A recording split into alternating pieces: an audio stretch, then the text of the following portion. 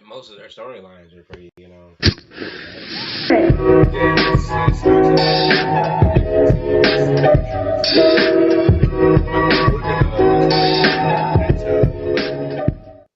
Hey everyone, welcome to another episode of Timone Show. I'm here with my guest today, Mike. How's it going, Mike? Oh, it's going good, buddy. How you been? I'm doing all right. So this is gonna be another versus episode. We a couple weeks ago we did the Dragon Ball versus One Piece. One Piece came out on top. Um, and now today we're doing an age-old battle that has been done throughout the history of both of these shows. Since the beginning of these shows. It's Pokemon versus Digimon. That's about monsters. Mike's over here on Team Pokemon. I'm on Team Digimon. See, Mike, what your original role was supposed to be, because I'd like to do these versus episodes with my buddy Zach. We'll do it over Skype and stuff, and then your role was actually just gonna be like judge, jury, and executioner. Like you were just gonna say like who had the better argument and who won and that shit. But since Zachary's not here with us, it's gonna be me and Mike versus we're going against each other. And first topic of discussion on Pokemon versus Digimon. Wait, why open that? Let me pull that up real quick. Screenshots. Category 1, music. Music of Pokemon. Go, Mike. Music of Pokemon.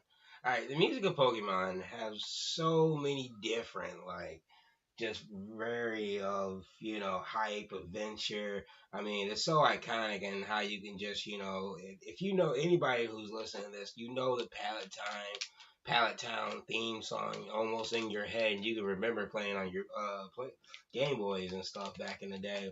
Because it was such an iconic tune.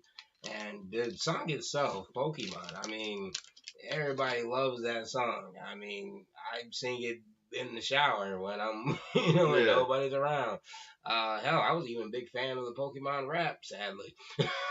Oh man, and that was a sad, dark day for everybody. That was some of the cringiest part of the fucking WB. That fucking every fucking commercial break, half hour, every commercial break, fucking come back with with okay guys, we got another one for you. Got to catch them all. Gotta catch them all. Like, oh, dude. Charizard, Pikachu, Red Dash. And they go in on it like it's crazy, like it was the dumbest thing ever. But I somehow catch myself jamming out to it, trying to do the whatever dances I was out back then.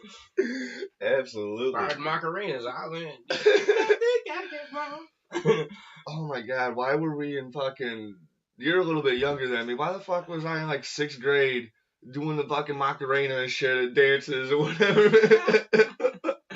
See, man, that was the dance back in the day. I remember when that song first came out. My 5th grade teacher, 4th grade, sorry.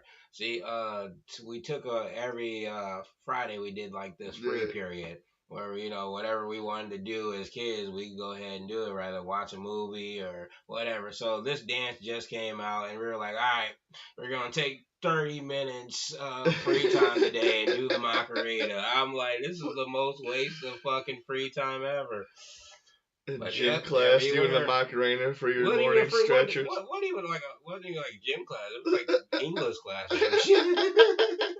It was English or some shit. It was awesome shit. All right. So back to Pokemon. Back to Pokemon, though. The music itself is really good. I have to say it really does not compare really to Digimon. If you guys ever listen to the Digimon movie soundtrack, Digimon's my argument. Understandable, but I just want to make this point clear. All right. It has no comparison to that soundtrack. And that's all I really have to say. But the music is iconic, and I do enjoy it. All right.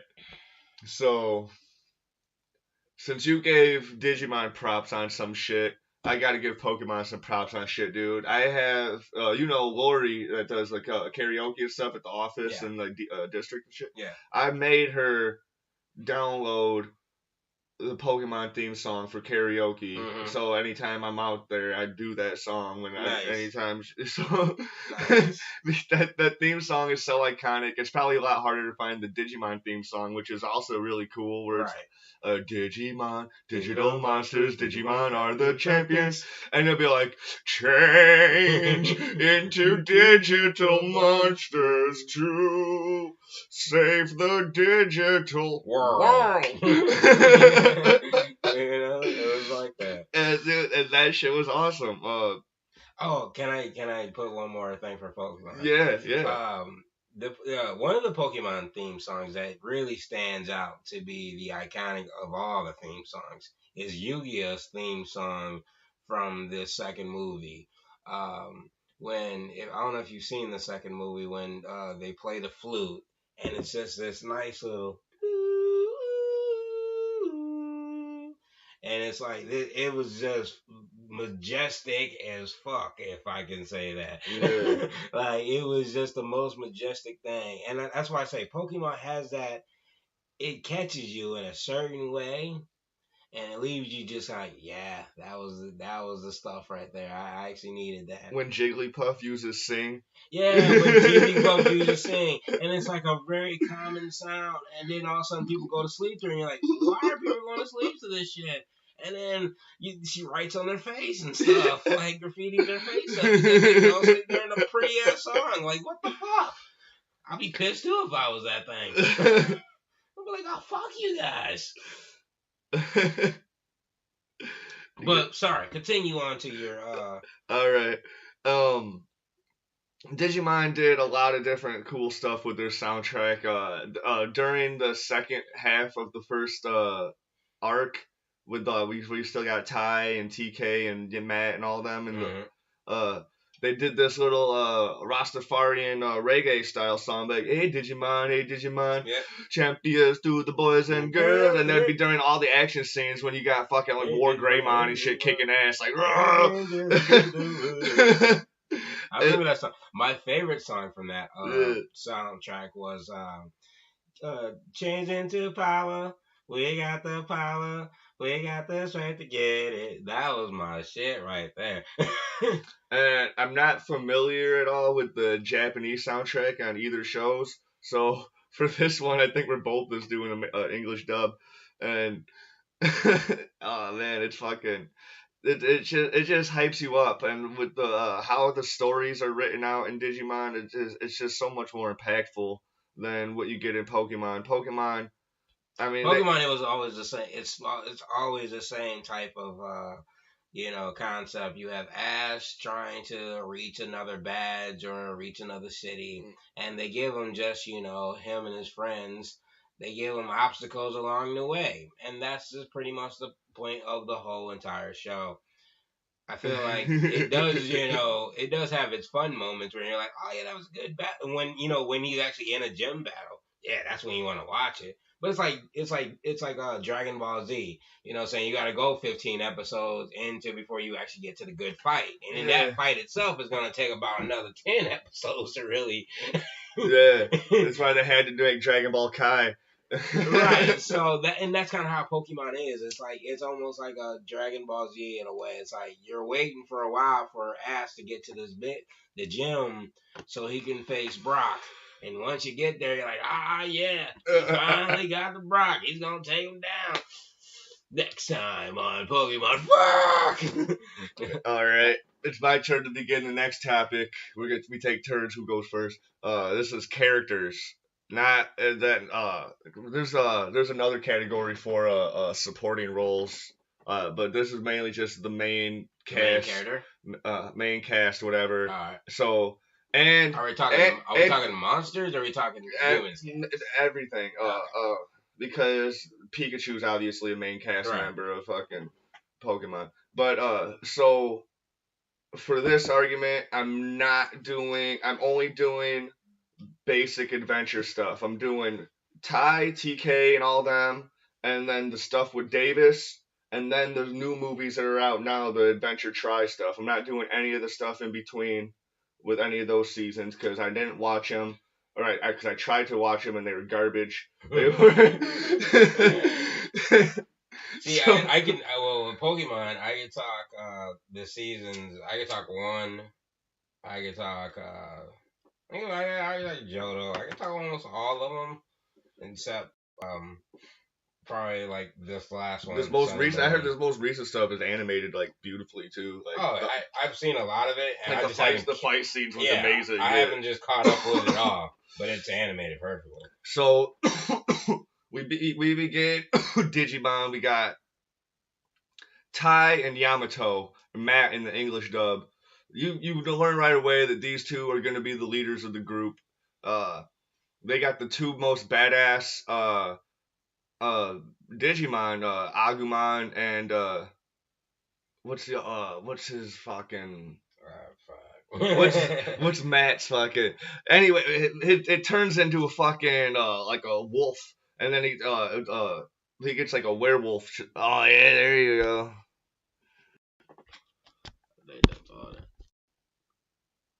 No, okay, that's Davis's them fucking Oh, that's guy Davis right and that. there.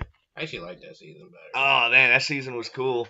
I wanted them to reintroduce some of those characters in those Try movies Yeah. because then you got Davis in the second season where he's almost exactly like Ty or because he's got the goggles and shit. Yeah. But he's trying to fuck Ty's sister. That's kind of weird because Ty's sister kind of wants to fuck Matt's little brother.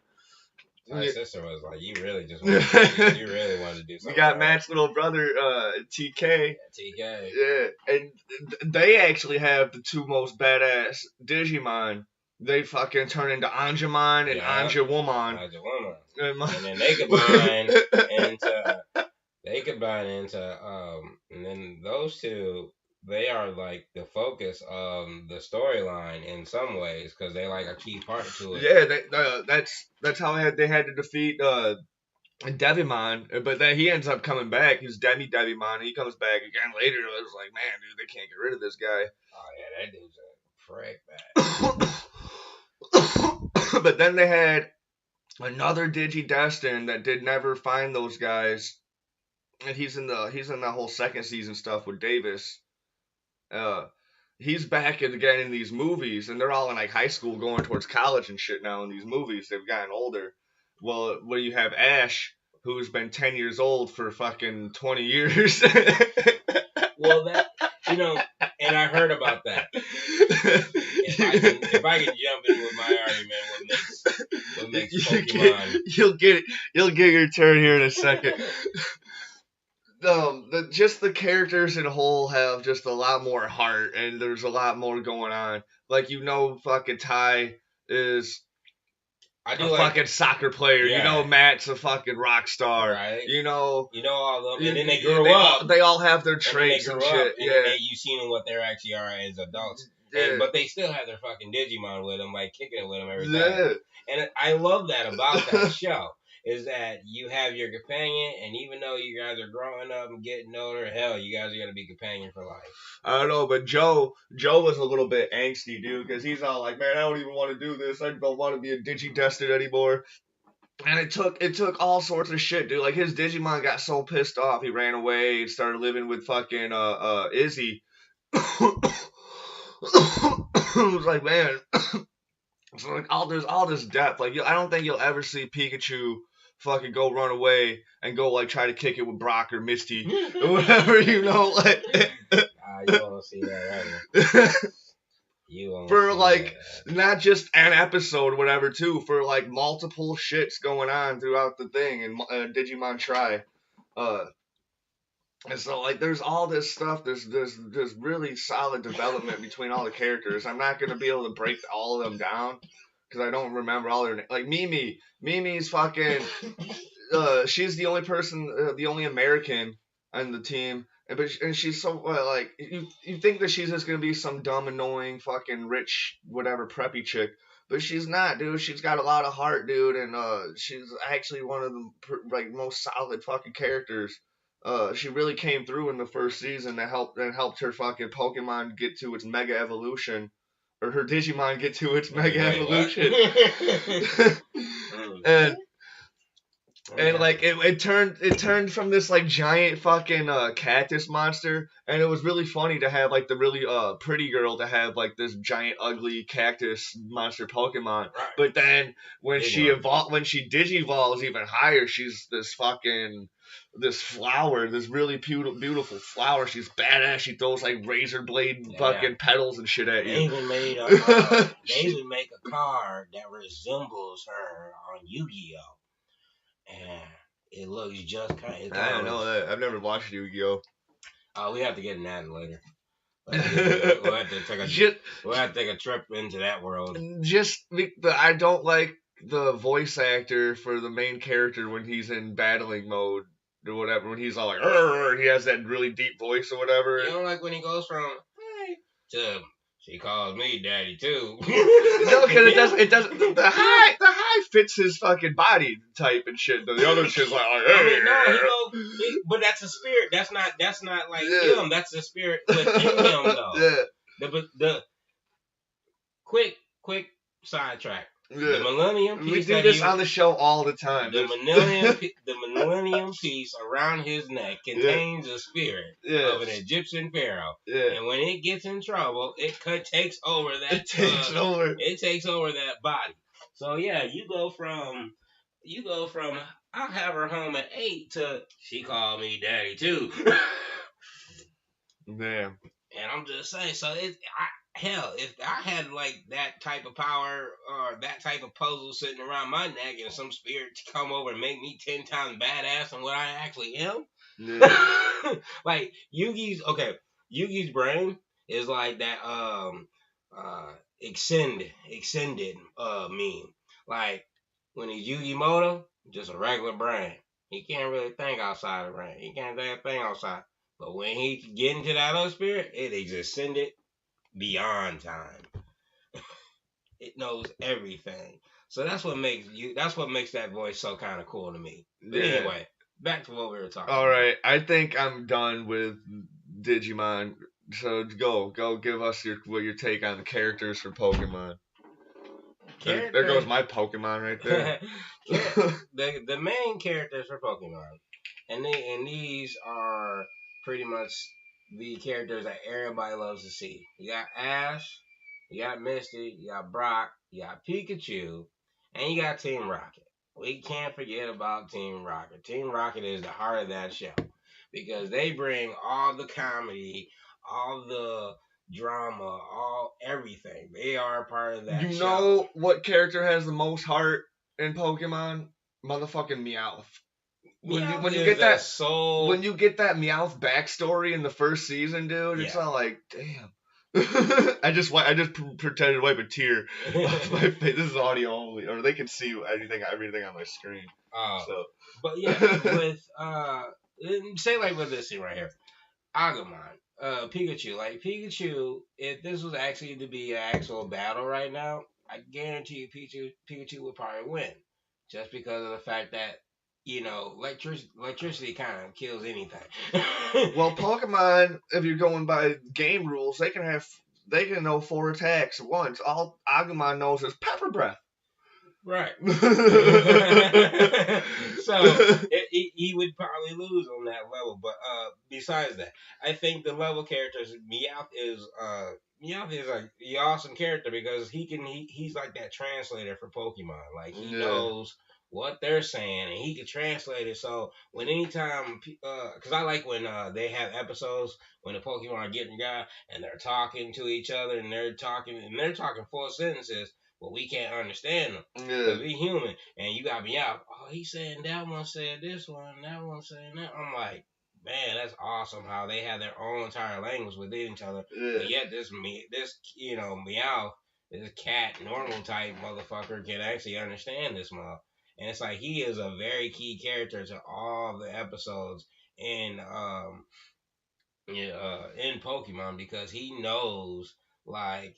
He's almost like that centerpiece. Yeah. Like you have your your good layers of cake, but he is like that centerpiece up top. There's been times where when he leaves Team Rocket sometimes and they just fall apart without him. Right, and they really do because they're not shit without him because Jesse and James They're good. I like them. But without Yeah, Meowth, I feel like they're just they're not as funny as with Meowth there, yeah. and that's what makes them as a group be part and their Pokemon because hell, Ekans and you want those characters. Like when you saw those characters, she's got an Ekans that turns into what's it? Arbok. Arbok, and then he's got Weezing that turns into Weezer, and No, it's coughing coughing and coughing and then coughing turns into Weezer, wheezing. Weezing, and then you have. And then so with all that, you know what I'm saying, and then they got Wobbuffet, and Wobbuffet, let's just talk about Wobbuffet for one good second. If anybody who plays the DS games knows that Wobbuffet is a defense wall built by Donald Trump his damn self. You can have this motherfucker just be as beastly as you want him to. Pull up a picture of Wobbuffet on your screen if you can, because oh my god. I didn't think it was even possible. Like when I see Wobbuffet, I'm like, that's just a weak Pokemon. But no, that is a wall built by Donald Trump.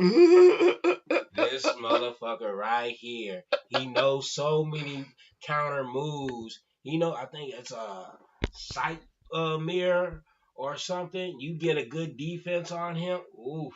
My God, he is the beast of the game right there. So they gave Team Rocket a perfect side Pokemon for Jesse because literally with the Aardvark, yeah, he's cool, but he's trash. He can get beat. Yeah. Weezer, yeah, he's cool, but he trash. That you ain't Pikachu ain't getting past that. In fact, anytime they've actually had a battle, Pikachu kind of lost that battle. Yeah. Yeah, and so I've actually, like I said, Wobbuffet is like a key member of Team Rocket,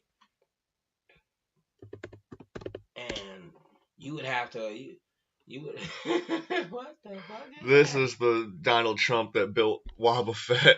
That's the Donald Trump that built Wobbuffet right there.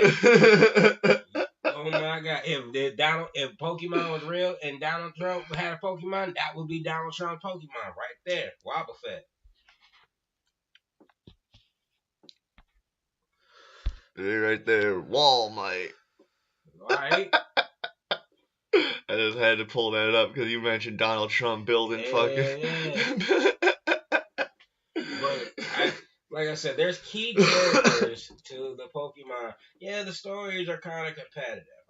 I'll give you that. Stories are kind of competitive in emotional way. Like I said, you have Ash, which is the main character, trying to get his way into the Pokemon League. And the reason why they don't make him age like Digimon. He's even had a birthday or a couple birthdays and shit in the show, and he's still 10 years old. The only reason why they don't make him age in the series I hear is because they give that it's supposed to be, it's for the kids, you know what I'm saying? And he will never age just because like he always like he would just be that age and shit. Yeah. And then one day they're gonna be like, all right, that's dumb, which it really is, and they'll make him older, and we'll probably get more of a crazy type Pokemon in 2020 or some shit. Because what I thought they were gonna do, because you know how they brought in that girl with the Piplup. I thought so. Like I'm like, all right, Ash is older now, and now he's like the Brock and Misty to this girl now. She's gonna be the new character or whatever. And I thought they were gonna do that, and I was like, oh yeah, that's gonna be dope. So I started watching again, and it was nothing like that. Nah, every season, every season, it's always based on where the region is at. So Yeah. you got Johto, Yeah. you got Kanto. They're in Hawaii. They're in Hawaii now. Yeah, Aurora region, which is where they're at right now. Which is they're all just based upon just like within the game. You're going through towns, side roads, on a venture as a kid. So that's why because it's almost like he's every year he's just, if anything, he's 12 by now. He's just traveling the world. He's just traveling the world, and it takes him less longer. So that's why he's probably still 10 years old. So when they actually do, even though it's like, but every year it's just like maybe a half a year. Then I don't know. I think he should be like probably like at least like 15. Yeah, I mean, by our standards, he's damn near old enough to drink. Yeah. I think I know. I think he should be at least 15. Yeah, by our standards, he's got probably 2 kids. He's probably fucked Misty 8 times. Probably left her, came back, fucked her again. Man, he did the works on her. Him and Brock probably tag teamed her one time. I know. You out there in that? Okay, let me just ask you this. We never learned who Ash's dad is. Don't worry about that. We get the he's an embryo for all we care about. He was conceived by God and God only. We just don't know. But let me ask you this question. Say it's me and you. We got some hot chick Missy out here and we camping and shit. I know you got a boner. I know I got a boner. I know he ain't tried this shit once. Saying Misty's gonna get hit. Like, she get hit one night. I'm sorry. We don't travel all this way. Oh, I'm sorry.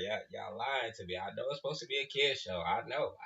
But but Brock's thirsty ass. And Brock the oldest motherfucker. So I know he think. Brock's thirsty ass. Like he's 20 years old. Misty was like 16. So shit. Yeah.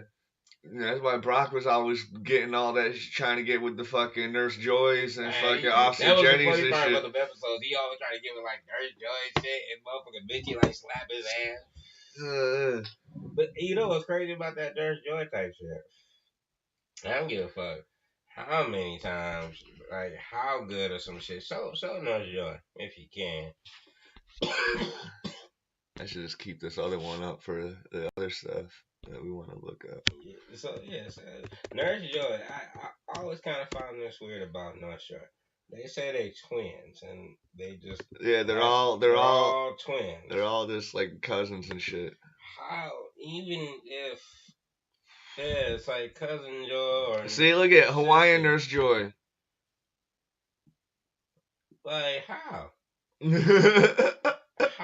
How can so many? How can one, or even if not even one sperm or multiple sperms? How can they all come out with the goddamn same facial features? This one can do a spirit bomb. And she black. So I don't even know. That I don't even know. That's a whole different story right there. We have to get into Nurse Joy. What the actual fuck? That's gonna be one of my first topics on YouTube. I'll start my YouTube. Look at dude, she's all over the place. The fuck. She's all over the place. Look at this one. Wow. That actually. Wow. No. Why'd you show me this? That actually brings me a good theory right now. Everybody's gonna listen to a good theory. You just heard this for the first time ever. For this first time. On what's your Timone show? On the Timone show. This gonna be the first ever theory on Timone show. Ash and Nurse Joy have the same daddy. Oh yeah. And I'm gonna say, because if you look at those eyes, they is his eyes. And Nurse Joy must be the product of some other bitch that Nurse Joy is the daddy for all the. Ash's dad is No, it's Nurse Joy's dad, and is the responsible for every other Nurse Joy out there. Cause he fucked Ash and then left and fucked a whole bunch of other bitches and they got Joy. This dude, what's his name? This is Ash's dad. That's a theory. They say that was his dad. That's his dad right there. But that's a theory that, I mean, I don't know. I don't really think it would be his dad. They say some say his dad is Um, Red. I thought isn't Red Gary?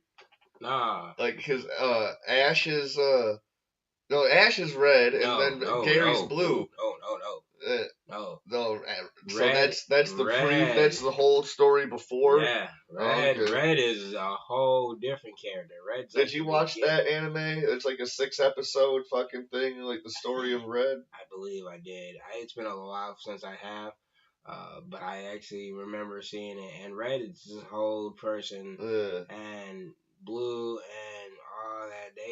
They were like the beginning, and then this is what we're seeing right now. So the story is like this: fucking Red is Ash's dad, and Ash is trying to be because they both red and stuff like that.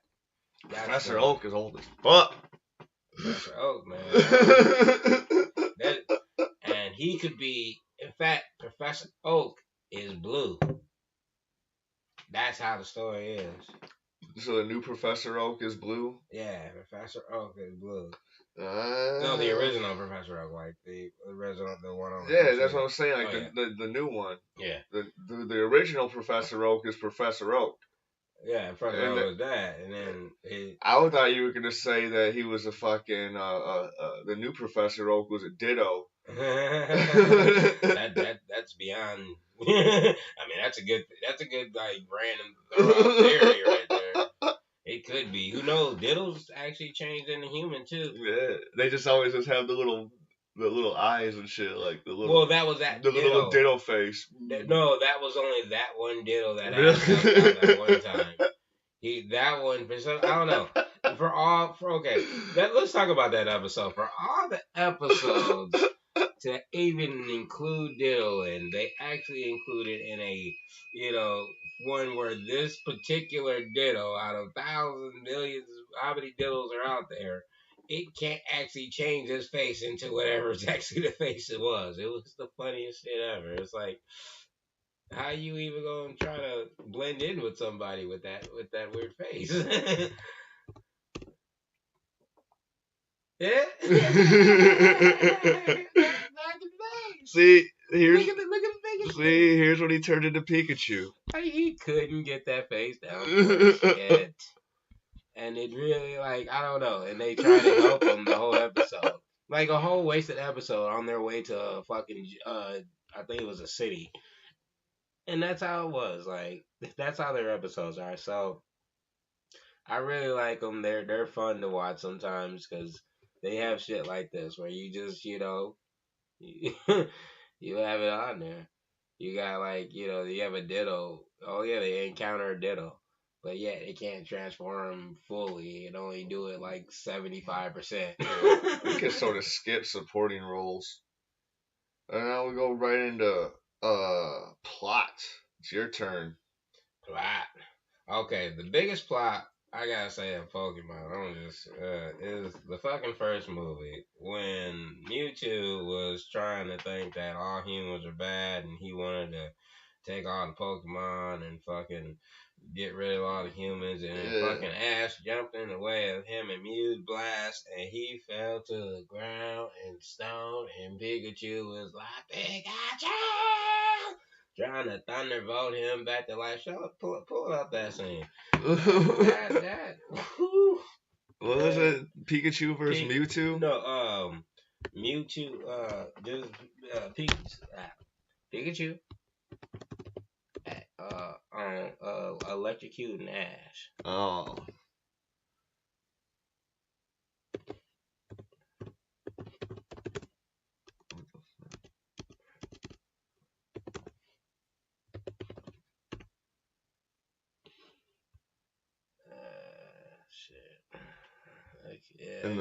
As you see, he's done it a couple times. And you see, he done it a couple times. There we go.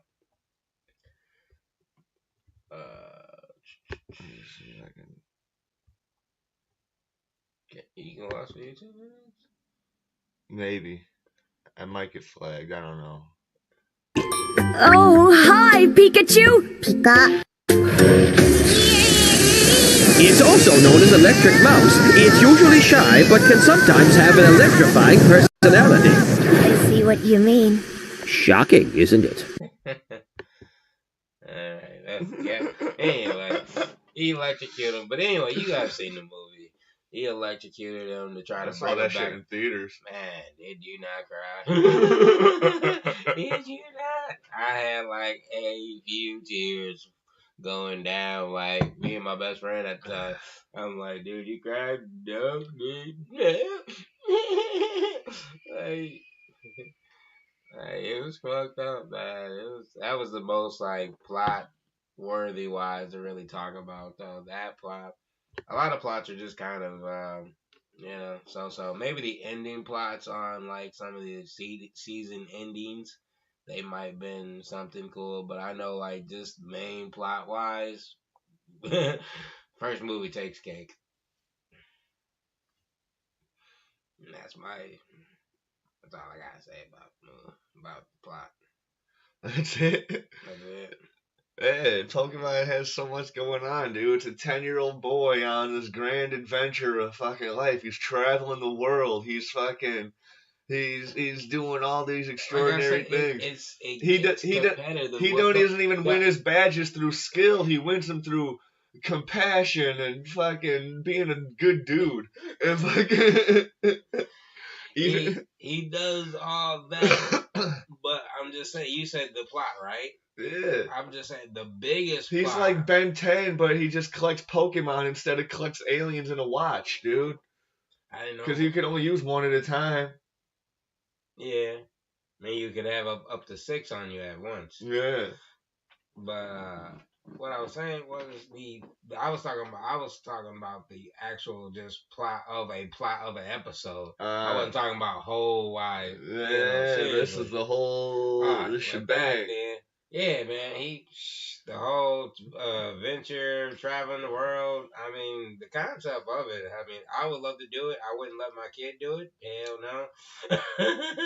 but I think the concept of where this world actually allows people to, they're just, their parents are like, yeah, whatever, kid, go off at 12 years old and start a journey where you defend off the land and pretty much, you either make it or you Dude, die. he's uncovering conspiracies and he's fucking digging up dinosaur bones and he's, Right? he's doing all sorts He's of doing a shit, lot of dude. shit for a fucking 10-year-old. He's doing a lot of shit, dude. So I feel like, yeah, and meeting good people on the way, meeting some bad people. I mean, I really think the whole plot of it, it's really, I mean, he's helped save the world, right, like, countless of and times. and probably in every movie. How many movies are there? Let's say at least 6, 7. Yeah, so at least 7 times he's saved the fucking world, and he does it in the show sometimes too. When he had that fucking big mega Jigglypuff, it was all like, and then he had all these other mega Pokemon. Like in the first season, this is before mega Pokemon were a thing, and it was all like they had the like the tribal paint and shit on them. Remember that shit? Yeah, kind of vaguely. That's been a while. Yeah. I remember, but yeah, the whole concept is In very good. every game, in all the games, you save the world because you're going up against fucking Team Oh yeah, Rocket, all the games. and then it's Team Galactic now because I don't know because Team Rocket's dead. It changes so many times. There's probably some other new shit now. I haven't played any of the new ones, man. I want to get that new one for Switch, dude. I need to get a Nintendo Switch, Yeah, and it's compatible with Pokemon Go. I hear, I heard that the new one for Switch is gonna be good. I'll be playing Pokemon Go all the time, so I know. Yeah. All right, so motherfucking Digimon has a crazy plot, dude. See, that actually had a very good plot.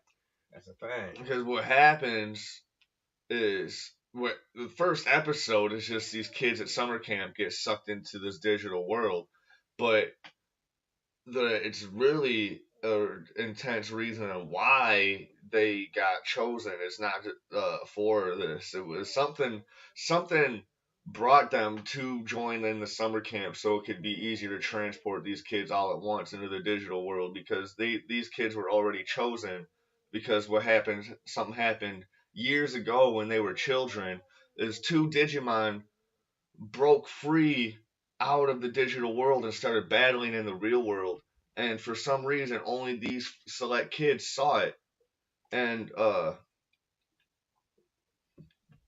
that sparked them to become what is the Digi destined.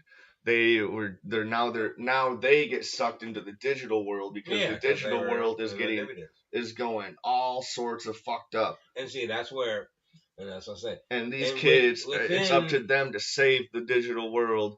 And then the digital world starts merging with the real world, and then they have to stop that shit, dude. It's so fucking crazy.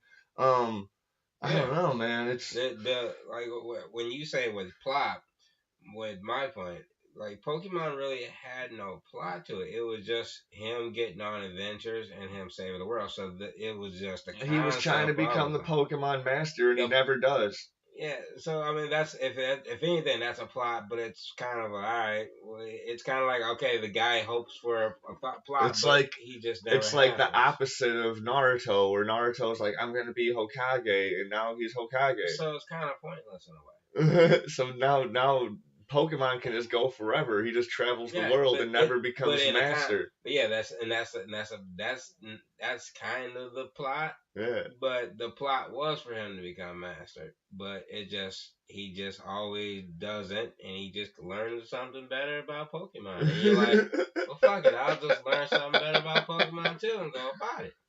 So there is no really grand plot of Pokemon. It's just a concept of you going out and exploring the world Yeah. and happen to get on an adventure where you save it every now and You know, and then each Digidestin has a specific trait that characterizes them, and then they have to use that trait of their personality to help their Digimon exceed and push further and get stronger. Like Mimi had love, and or like someone else had like strength, and someone else has fucking knowledge. Like they had all these different traits to them, and they have to work through and push those traits further within themselves to make their Digimon stronger. So they have these really interpersonal bonds with their Digimon because each person only has one Digimon, but you form these unique bonds with them and they become stronger, and that you really have to like this show teaches a lot about like trust and teamwork, and uh just doing like just trying to do the right thing. um Sometimes you might have to hurt some of your friends to do something even greater, like I, but it always teaches like to try to be truthful and honest and like all this cool stuff within uh the old show didn't really have high intense action. It was all a lot of just like recycled action scenes and just whatever, just like one move stuff. then. Well, see, But it here's my from guess. but then when it got further, when it got into the second season with Davis and all them, it started getting way better in the action. The story wasn't as good, I would say, because now they can just in the first season they're struggling in the digital world, dude. They're in this place they don't know. They're fucking scourging for food and shit every day. Like they're in there for like a long time, but when they come back it's like they were only gone for like an hour or Yeah, whatever. and But then like what I can say with Digimon, there was always a plot going on with every season. Or what there was something was gonna happen. There was gonna be some twists and turns. So Pokemon people every die and season, shit, dude. yeah, every season, literally it's just like the episode. Like I said, mostly you knew it was the same plot. You just Yeah. travel the world and you might save the world. Like I said, at the end you save the world at it, and then you get to the Pokemon Master. Now the only thing different with the plot with Yu-Gi-Oh, with Digimon, is that it had a beginning, it had a good middle, and it had a close to it. where something either happen, nice things happen, or bad things happen. Yeah. Pokemon, you almost knew where it was going. Yeah. Without even watching. It's just gonna be it's a whole bunch of fillers, and with maybe I say 20 good episodes that are actually good. It's like I said, it's almost like Dragon Ball Z. But the reason why we like it is just because we gotta love it. We like the thrill. We like the next time. You know what I'm saying? Yeah. We like that. Yeah, absolutely. Is that And they always had like some good and the only difference with Dragon Ball Z and Pokemon is like they had their ending with their episode. So whatever little ending that there was no fight scene that was cut off until next. That's what really attracted me to Dragon Ball Z, because like I used to watch that shit like years and years and years ago. I was this was back when like X-Men and shit was on Fox Kids. Yeah. Because Dragon Ball Z would come on Fox or way early in the morning. They'd play 2 episodes, and then they'd play 2 episodes of Doogie Howser, and then it'd go on to Fox Kids. Right. So like you had to be up early as fuck in the morning to catch Dragon Ball Z. Sometimes they'd even play a movie. They cut out one of the episodes of Doogie Howser, and that's the first time I saw Tree of Might. It's like they played it in a freaking hour and a half little time slot. They cut off one of the episodes of Doogie Howser. I was like, damn. So like, but yeah, they were in the Namek saga, and I was all like, damn, I'm watching this show, and and then it would just end, and then it'd be like next time, and then sometimes I get to watch the next time like right away, but then the next time, then it fucking doomed. Then Doogie Howser comes on. I was telling my buddy about this show. I had him stay the night one day, and I like woke his ass up at like 4 a.m. Yeah, dude, it's coming on right now. He's like, we just went to bed like an hour ago. I'm like, I know, dude, it's coming on though right now. Yeah, Dragon Ball was straight good because like you had a drawn out season into like 45 episodes or some shit. And then with Pokemon you have a drawn out season within 45 episodes, but each episode had a middle, beginning, and end. Yeah. And but the journey continues on to the next city. But you got another filler episode. You got like 4 filler episodes before you get to that city. Every once in a while they'll have like a 3-parter or a 4-parter or right, something. And then a 2-parter. And that's when they went. And that's when they were actually in the city, going in the gyms and fighting the guy because there'd be other stuff happening. So it'd be like they'll have to save the world. Like I said, they have to save the world real quick. And then, all right, you ready to do this battle for this badge? And then let's go ahead and do it. And that's about 2 pieces right there. So Team Rocket and their fucking Wile E. Coyote fucking. It wouldn't even be Team Rocket because like they defeat. They always end up helping out Ash and them. They defeat fucking what's the guy's name? I'm slipping right now. Giovanni? Yeah, there we go. They defeated him, so Team Rocket's kind of been just freestyling ever since like season 1. And so right now it's like other motherfuckers who come in and think they're badass want to try to take over, and that's where you got the new. That's where you have the new names and shit because they're all just hell, they ran out of names, so we just call it Team something and give it and go. Everybody get scared. Fuck it. And sometimes they always have their own 2 pair of kind of like road guys like Team Rocket is, but they're not as good. Team Rocket's always better.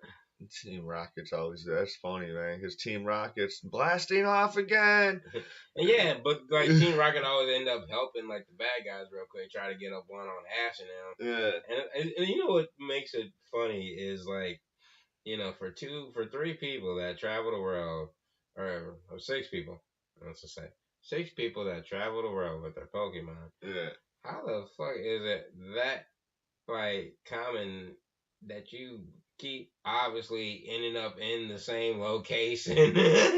Like some point in time they're out in an episode. They're always because they're always trying to capture Pikachu, because for some reason that Pikachu is like amazing or whatever, even though like it really, I mean, Pikachu is that Pikachu should be able to fucking. If that Pikachu was really amazing and fought, is really that motherfucker. They made electric attack seem so fucking great. No, but I'm And saying that Pikachu that Ash carries has been traveling the world with Ash. That motherfucker should be able to wipe the floor with like almost every fucking Pokemon.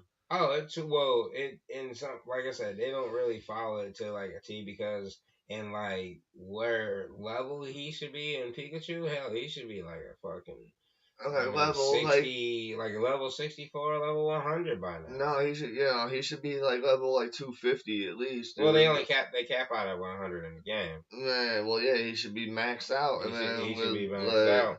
And so with that, he should be either close to being maxed out because it takes a while to get into 100. Trust me, I've gotten a couple hundreds. I've gotten a couple hundreds in a diamond and pearl and stuff. It takes a while. Yeah. It takes a while. So maybe he'd about 82. I'll say about either 82 or 89, somewhere around in the higher ups, if not damn near all the way. But with that being said, I don't know if he's learned enough moves to take on fucking that. Like that that thing probably. I mean, yeah, it's small now and it probably knows only one attack, but hell, let it Digivolve real quick and it knows 10 more, and let it Ultra Digivolve into its final form if it has to. I don't know. That's where the real talk is right now. What do you think about what that?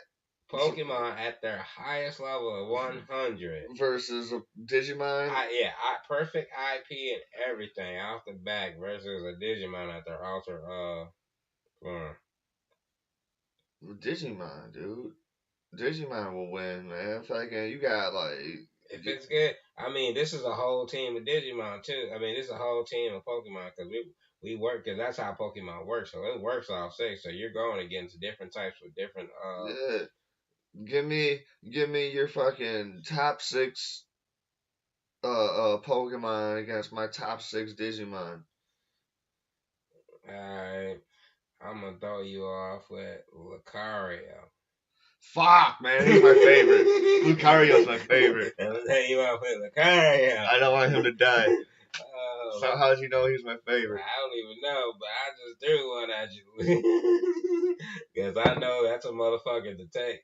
That's a motherfucker to take out, especially with it being kind of like, yeah, every beast. And then if switching it out, I would have to go with a Venusaur. You get that bitch stacked up, that is a wall. Another fucking wall by down on fucking J Drum. Another wall, but a quick swiper. I would have to give it to man, it's been so long. I need my phone. I need my phone so I can tell you. He actually might win this one. I gotta look up some Digimon real quick.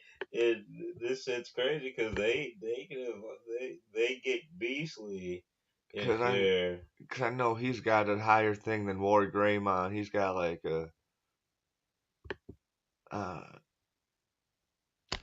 he, like I said, and then you throw Charizard in there, Black Charizard. Oh my god!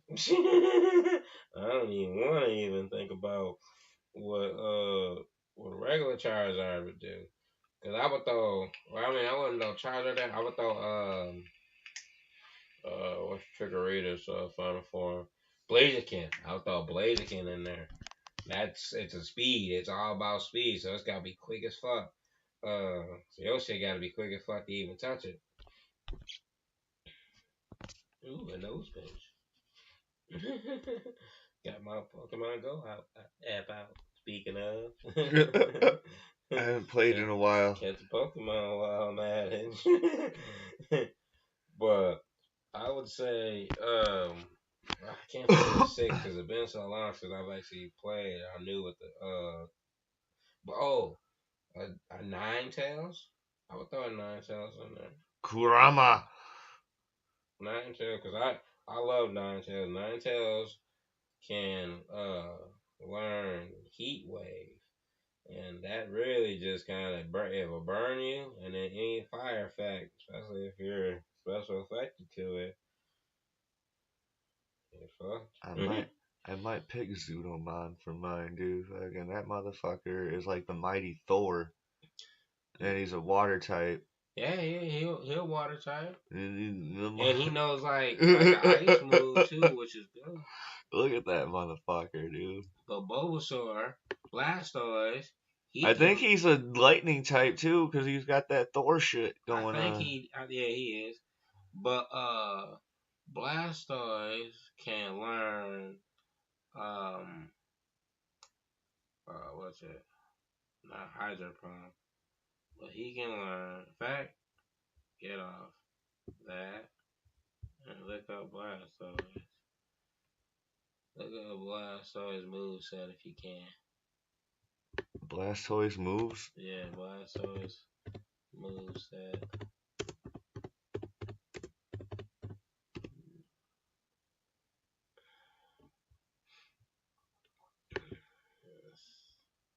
Alright, now. Ooh. He learned Horse Fear. Can Squirtle learn Horse Fear? Yeah, if Squirtle can learn Horse Fear, you're fucked. I'll tell you that right now. But Blastoise can learn. Yeah, go right there. I know you can learn more than that. I know you can be taught moves. There we And go. that's where you need what can he be taught? That's what he can dot. Oh, I see. Okay. Double edge. If he can double edge, that does a lot of damage to a lot of people. Fighting submission. He's got ice moves too. And it all depends on what that guy's weak with. Cause he can learn toxic. That's really bad for you. And this move, like I said, and hyper. Oh yeah, he could do hyper beam. That's what I was talking about. He could do hyper beam. With that's just a beam coming at your ass. Yeah, Hyper Beam's the shit. I know Hyper Beam's the shit. He can do hyper beam. So if it knows hyper beam, you fuck kind of. He'll beat you with his movesets. Earthquake too. Ooh, I forgot about Earthquake right there. The double edge. That's man. Mega punch, mega kick. Oh yeah, he can do it all. Yeah, if I was to have him on my team, Don't have no dragon. Don't have no dragon. I would have him have Hyper Beam, Earthquake, Double Edge, and Mega Kick for his 4 moves. Yeah. I would have probably the same. I would have double edge. I would. They don't have the best accuracy, but they got the most power. Right. Yeah. And then the only thing I want accuracy on about. Well, Earthquake has 100. Yeah, Earthquake just. Mega Kick is 75 for accuracy. Right. I probably have Mega Kick. Double Edge is 100%. Yeah. So yeah, those are all good moves. Yeah. All of them good moves. Let's see what that other guy said. What? The one that's in verses with. Oh, fucking Zudomon? Yeah, Zudomon. Let's see what he working with. Look up his set. Yeah. Zachary's calling in on the show, man. How's it going, man? It's going well, man. Busy day. Busy, productive day. Yes. Yes. How, man. That's how it, man. At least it was productive, though, man. Yes. Yes. Good stuff coming along. So what did I miss?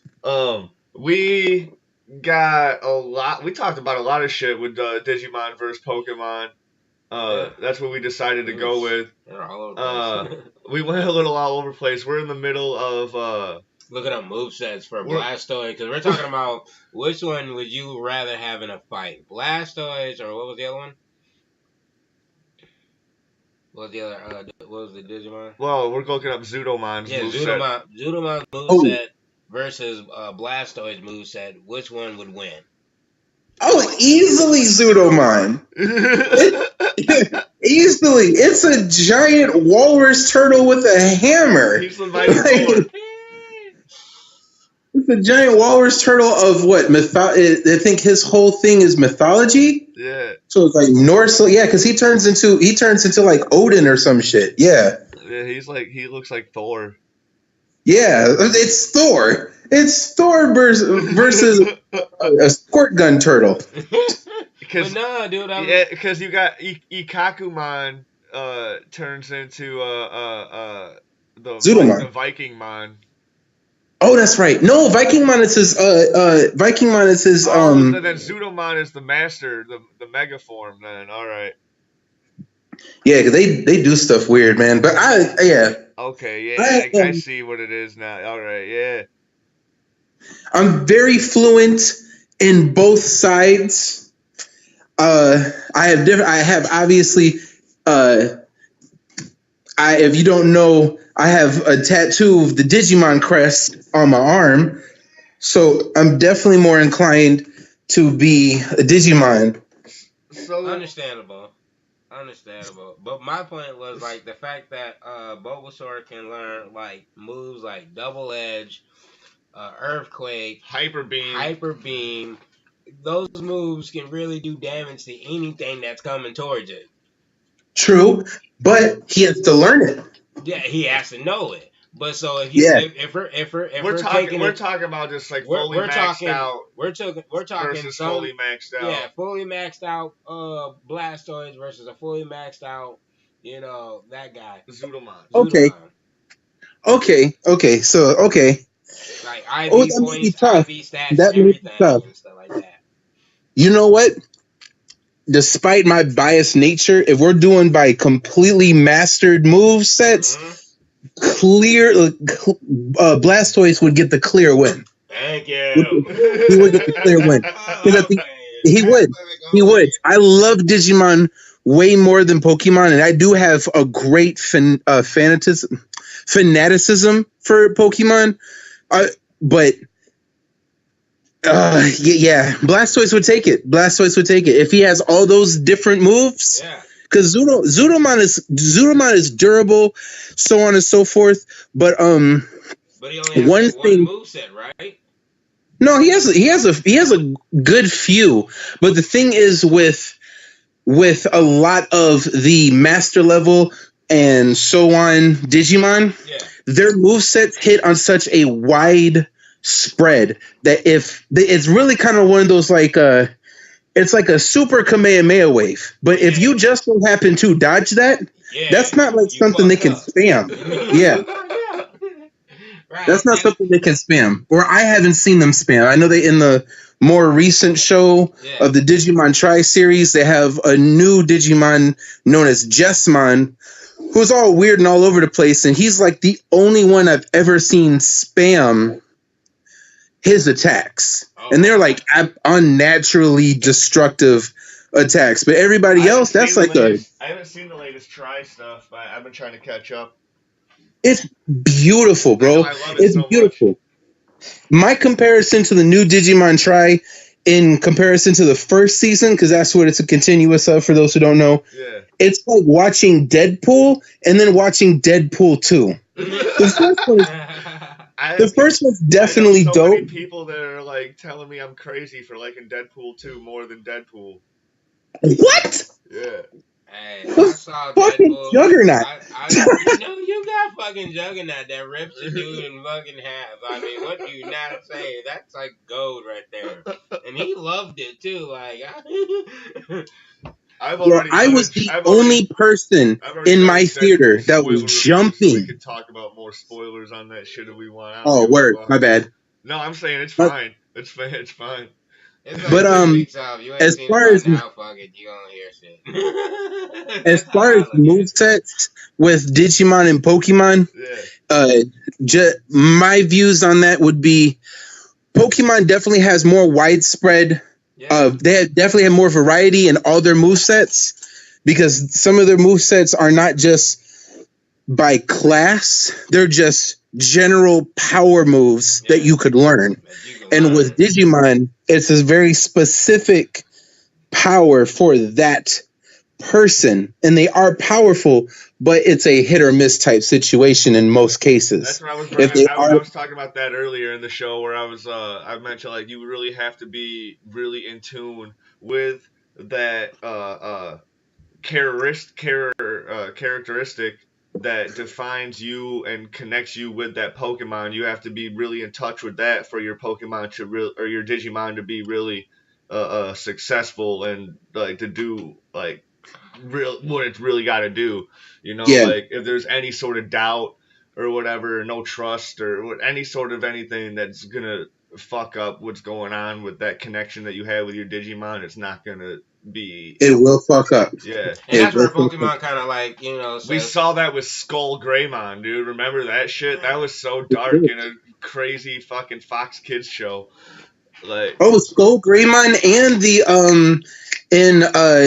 what was it, Digimon Tamers? I forgot what they called him, but he tried to force Growlmon to evolve when Beelzemon killed Leomon, and he just out of pure anger, he was like, "Fuck this guy, Digivolve," and killed this motherfucker here. Damn. And he turns into like the Grim Reaper dragon. Damn. It's like, I think I remember something about that. I think, and that's where Pokemon, they almost, if their trainer doesn't even like their Pokemon, they're kind of just forced to do whatever the fuck they are told. Now, I've seen in cases in the show that they've actually sometimes stood up if they actually had a good mind enough and stood, took whatever, said fuck you and just walked off or whatever. But most of them just get told what to do and they go ahead and do it. Yep. There was a really couple dark episodes because we're in plot right now, and then later I'm going to ask you anything you want to add into the music and the characters and supporting roles and stuff. But we'll finish up this topic first. There's a couple of those dark episodes in Pokemon. Like there was that one gym trainer dude that was like whipping his Sandlash or his Sandshoe all the time, but his Sandshoe was like super badass. And then Ash tried to like expose him and like tried to like get him like kicked out of like he tried to do all this crazy shit and like get this dude fired or whatever, make him lose his job. But all his Pokemon like really liked him though. Like they like really gave a shit about him because like in the spare time he did like kind of treat him good. Like although he fucking was a hard ass dude, he gave him like the best food and he like fucking gave a shit about him in the long run or whatever. And there was like really some really cool episodes like that in Pokemon. And but I think this Digimon just had more of that shit. Like You go ahead first. And I think I like that about Digimon. They each character in Digimon had a mind of its own. They kind of thought like just like us as humans. So they kind of bring you more closer to each character to have that trust bond issue. Yeah. Even go ahead and Digivolve, because hell, if there wasn't any danger, they most likely didn't Digivolve. Well, each character would always have their own separate character arc within the season and stuff too. Yeah, so, they would have their own we need that special bond time. We got to give it to this character. Yeah. Which I kind of like too, because it kind of made you more interested in the stories. And the whole show was based off of fucking like Tamagotchi fucking Gigapets and shit, dude. So like that's what's really crazy about it. It wasn't a whole Game Boy game like Pokemon, like where it was based off of a little fucking keychain. Yeah, you got sucked into a whole digital world. Dude, it's when it comes to story. Because we had this conversation already. Go ahead, tell you. What's your best story concept? My favorite, I guess, my favorite story out of all of them would be it was Digimon Tamers. It was the third season, and the reason why I thought it was the best because out of all of those, it was the only one that acknowledged that Digimon was a game. It was a toy. It was an anime series in their world. Yeah. And then when he realized, he was like, the main character is like, oh shit, this is incredible, yeah. And then when he realized people were dying and buildings are getting destroyed and homes are getting destroyed and stores are closing, then it's like, well, shit, this isn't as fun as the TV show. And then and then they went to the digital world because they were like, man, we gotta go here and we gotta stop the bad guys from coming into our world because they're fucking everything up. And then they went there, and mind you, these kids know it's the game and a TV show, so they see the TV show that we did for the first 4 years before this show came out, and they're like, oh yeah, it's gonna be fucking whimsical as hell. There's gonna be little baby Pokemon and trees, and like almost the entire world was a fucking desert. Yeah. Minus a few oasis spots, the entire world was a desert. Exactly. So everything that you had expected to see was nowhere near what it was. Yeah. Even in the other shows, in the other seasons after it, when they go to the digital world, it's all like, ha ha, ho ho. And in this particular season, everything was so dark and so story driven. And then the girl that you wanted to join in on the team, she actually joined in on the team, and then her Digimon got destroyed in front of her fucking face by a Digimon that she helped. Damn. Like that, like for a kid show, and for a kid show that clearly was rivaling a more successful show, that took it for me, man. That took it. You do this to me every time, dude. Real quick. Hold on. No, Mike, hold on. Zach, you do this to me every time. Well, like last time when we were talking about One Piece, I was like, I don't watch shonen movies because they don't have anything to do with the shit. And then you're all like, no, One Piece has everything to do with the fucking shit. And I was like, what? And then earlier in the show, I was talking about I didn't watch anything after season 2 of Digimon because I thought season 3 was trash. Because I gave it like 2 or 3 episodes. And I'm like, nah, I don't want to watch this. This is trash. But now you told me all this shit, and I'm all like, oh, I'm watching it. Fucking right now. I'm like, what the fuck? Bro, this is my life. And it's funny too, because in the beginning of the episodes when he, his own special, never before ever seen Digimon was made. And so he was on special and shit. And at the end of the second series, not only was everybody, Davis and TK and everybody was grown, Digimon was a normality in their world. Yeah. They had at the end of Digimon season 2, they were all, everybody had a Digimon. Kids all over the world had Digimon. They actually had episodes of all the Digidestins going to Russia and America and Hawaii and Canada, and they're getting Digidestins all over the world to help them, and it's a normality. And then you get in here with, oh shit, Digimon are real? Well, this is going to be crazy. And then police are after you, and other Digimon want to kill you, and you're like, oh shit, this is too much. Like, he hid his favorite Digimon in an abandoned park and had to feed him bread every day because he's just a broke teenager. Okay, dude, that sounds way more intense than season 2. Where season 2 they just like can just jump back and forth. This is season 3. This is what's it? They call it Tamers in Japanese. We just call it season 3. Oh, that's the one where it was just 3 of them. That's the one where they use cards. Yeah, that was the best one, I think. My favorite one is when they treated like Digimon like Power Rangers. Yeah. I think that's like their weakest story because there's really no plot to it at all. I think the only twist was that was season 2, like where they could just jump back and forth between the fucking digital world and shit, dude. Like yeah, the animation was better than season 1. That's really what it had going, and like all the Digimon were really cool, but that's really all it was this fucking like.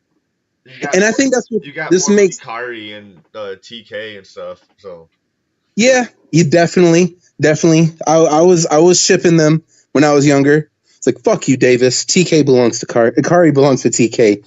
Leave her alone. It's weird with Davis because Davis is a fucking a Thai clone, and it'd be like it'd be like fucking my brother, like that's weird, Yeah, and what's funny too about that.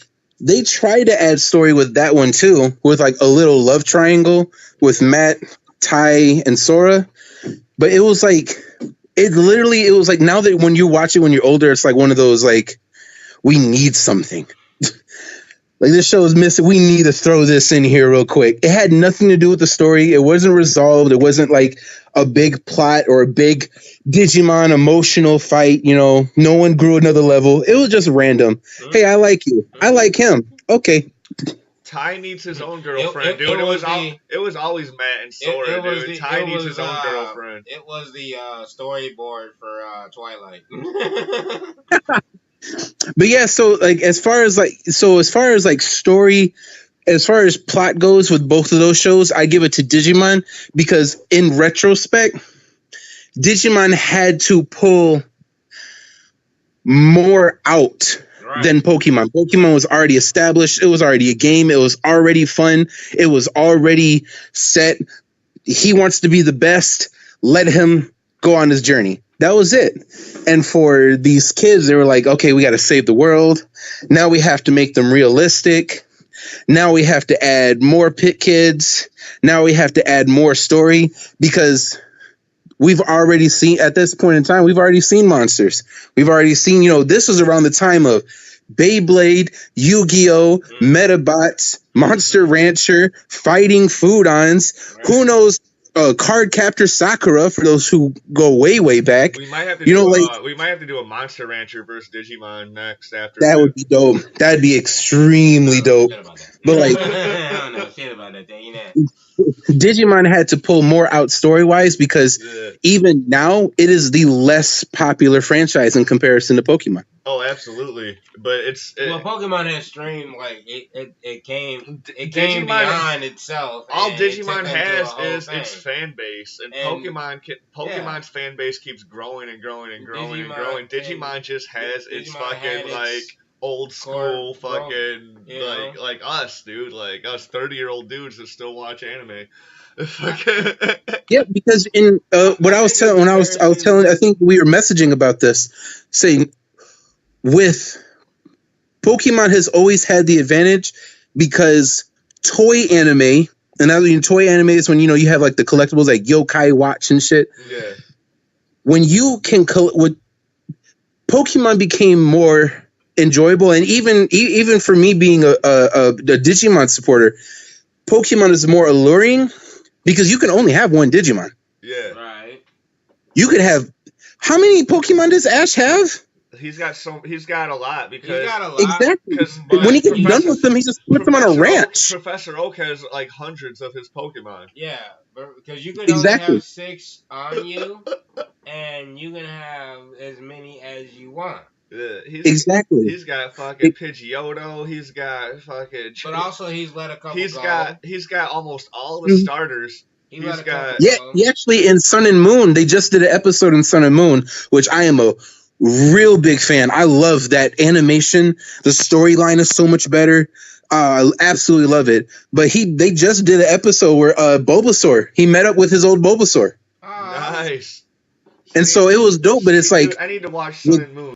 But Sun and Moon is definitely it's good for the animation, man. Like I said, it's the animation that Dragon Ball the new Dragon Ball franchise is going to be on. Yeah. So I've been trying to wean myself into that so I don't get surprised. Oh man! And the fight style, there's that new hero stuff that's coming out too. Oh man!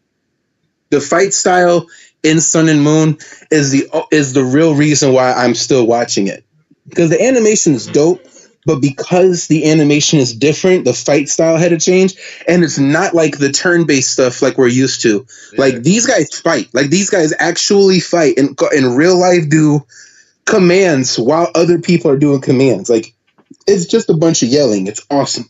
Nice. So, all right.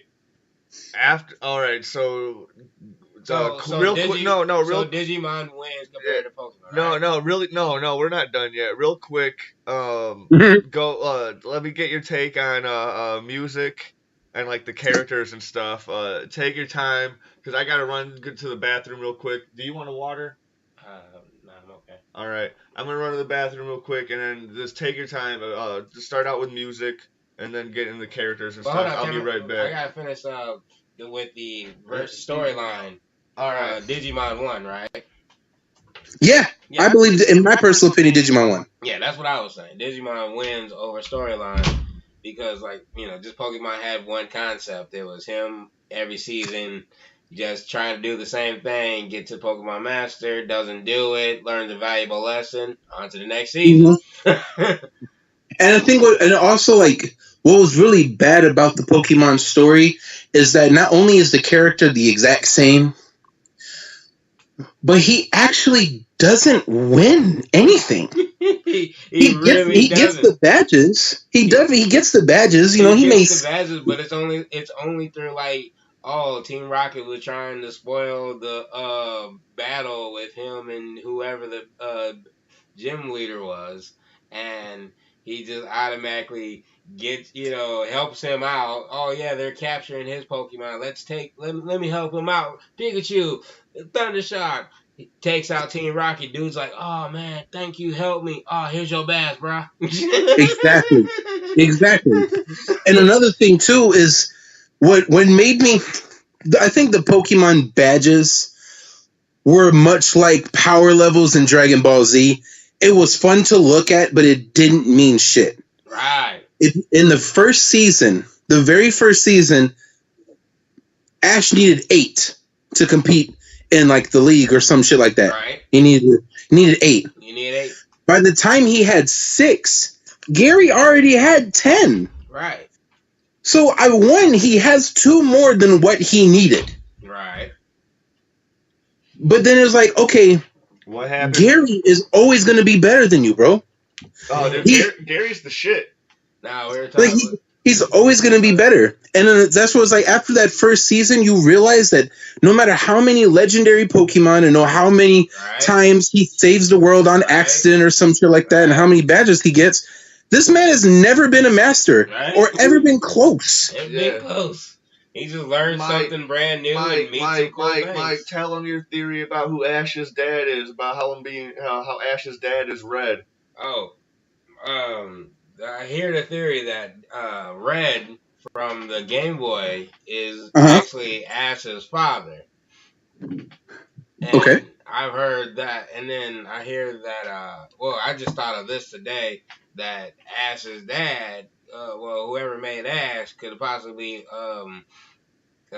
Nurse Joy's dad, because they got the same eyes and stuff like that. So my theory is that Ash's dad fucked Ash's mom. He travels the world and made a Nurse Joy in every fucking time. That's how we got Nurse Joy. Is a dude so? And then Professor Professor Oaks this Professor Oaks is actually blue. The current Professor Oak that is with Ash is the old school blue. I can see that. I can definitely see that. I can see that. Did you guys talk about movies yet? No, not yet. A little bit. We talked about the scene where Pikachu saves where he tried to save Ash because he got turned to stone when Mew versus Mewtwo hit that blast on him. He jumped in. Mm-hmm. Yeah, we talked about that scene. Yeah, we didn't get into movies yet. But we haven't really got. I'll let you. Whatever you guys. What is the next? Whatever topic is next, I'm ready. Did you do your take on music or characters or anything yet? I didn't. No, I didn't do it yet. Just get some of your input on that real quick, and then we'll jump into the next one. I think both series, as far as musical score, it really comes down to just the intro. Because even in Japanese, I watched both in Japanese and in English. Japanese Pokemon is 100% better. Yeah. I had no idea until 2017 that we have been saying completely different fucking names. The only name that is the same is Pikachu. Everybody else is a different fucking name. Yeah. And that is absolutely amazing, because you're reading these names: Blastoise, Venusaur, Mewtwo, blah blah blah, and then you read it in Japanese. Oh my god, they have completely different names. Guanodon and fucking Raikosa. I forgot how to pronounce that name, but it's so magnificent. Yeah. But the music score is really, really basic. It's just background noise. Yeah. As far as intros, I would have, as far as you would have to, like, for my opinion, I would have to leave it down just for the intros because both of them don't have ending. They don't have outros. Yeah. And as far as intros, Pokemon definitely wins it because Digimon, no matter what Digimon does, it still goes back to the Digimon, digital monsters. It always goes back to that. Pokemon is definitely way more iconic, but I think the Digimon song is a lot like it's a little bit more fun. I don't know. Pokemon's really fun because I do it at karaoke all the time. But right? I mean, but Digimon is just fun though because you just and then it goes to that the digital world. It does that shit. It's real. You're all like, yeah. It's just fun to. You're having fun with it. It's not probably as fun as Pokemon, but you're still having fun with it. Yeah, Pokemon, they have different. Their intros are always typically different. I think only like the first 3, it was pretty much the exact same intro. Yeah. But then after after the first 3 seasons, all of them were different. They were all different sounds. Yeah. They were all different lyrics. They were all different things, and that's more appealing personally to me. It's kind of like when we were talking about Dragon Ball Z and One Piece, and like the intro music that catches you. It's like a music video for the series you're about to watch. That's something I used to get excited for watching Naruto and the One Piece and stuff all the time. Is like, oh man, when the new intro starts, and then you watch all the scenes, you're like, all right, this is because it shows stuff that's going to happen in the season. I mean, it's exaggerated and it's not actually accurate, but it still gives you hints about what stuff that's going to happen in the season. So. And then you get excited because the music changes. You never know what it's gonna be. It might be hip hop. It might be jazz. It might be it might be rock. It's gonna be different every time, and you get excited. It's really cool. I don't know. Yeah. So as far as music choice, I would have to give it to Pokemon, but characters 100%. I don't even think I. One second. Huh? Don't forget the hey Digimon, champions of the boys and girls when they go in those action scenes. You can't forget that song, man. It's one of the greatest songs of all time. I got that on MP3. I got like the whole Digimon the movie soundtrack. Not ashamed of it. I knew the Digimon rap right after I left the theaters. I could recite it on point, and I have been tested randomly for like a week. I'm no slouch. My favorite song off the soundtrack. He was talking about the Pokemon rap earlier, about how he used to love the Pokemon rap. About the Pokemon rap, but also on the Digimon movie soundtrack, the Changing the Power song. Changing the Power. Yeah, that was my shit. So I learned that song. Like, I have that song to this day. Like, I still rock that song like it's brand new. But so as far as that, and then when it comes to characters, Digimon will get it 100%. All the characters are different. Yeah. All the characters have different motives, different characteristics, different lingos and whatnot. And when it comes to Pokemon, whenever there was a different character, it was the exact same archetype as the character it replaced previously. # Joe's a bitch. Dude, in Digimon Tri, he's not. In Digimon Tri, it is so dope because it's them growing up and it's them acknowledging that they're grown up. Yeah. And but still, he's like, fuck being a Digidestined. I want to go to college. And it's all like, dude, you can still go to college and be a Digidestined. If you're not a Digidestined, there might not be a college for you to go to, dude. He's like, I got a job. I got a girlfriend. I don't got time to save the world. This is bullshit. That just adds to the story because even Goemon's like, well, okay, well then, fuck you, bitch. Yeah. I'm gonna do my thing. I'm gonna go kick you with Izzy. Like that's the whole dynamic was ill. But either or, character wise, in Digimon, In both series, if the character means nothing, the character doesn't stay for long. So that's something enjoyable. Like people who just stick around just to keep up space. That always annoys me when I have to watch a show and I watch anime and all the different animes that I've watched and all the different types of drama, action, whatever. And you have that one character that serves no purpose in furthering the story or helping anybody. And you either one, want them to go away, or two, want to know their purpose. Yeah. And maybe they're here for a reason. And then you finish the series and you realize that they were not there for any reason other than just because the character. Filler in Pokemon, yeah. But so yeah, like in Pokemon, the character will be there. Hi, I'm your opponent, or hi, I'm helped to further the story. Okay, I furthered the story. You beat me. See you later. Yep. Never hear from you again.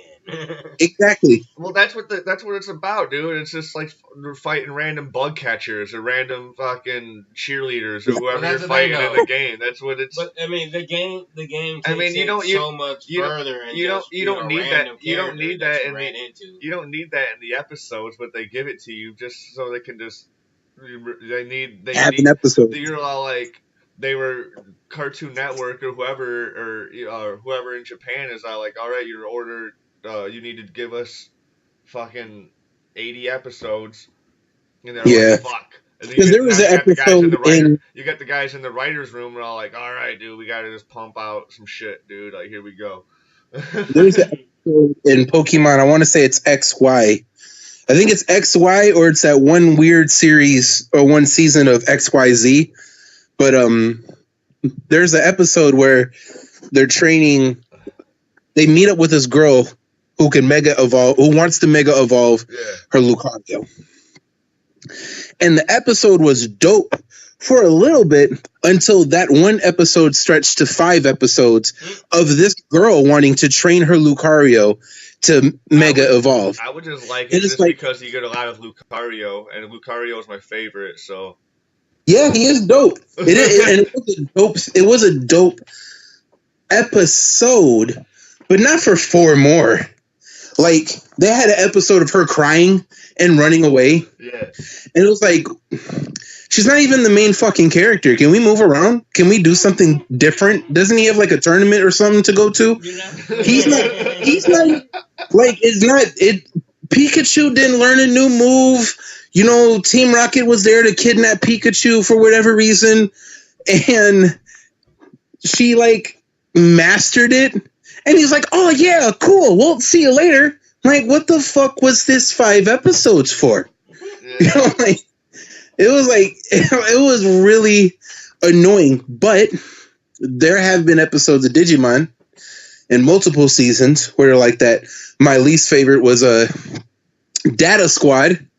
Digimon Data Squad is the equivalent of Power Rangers SPD. These heroes became cops.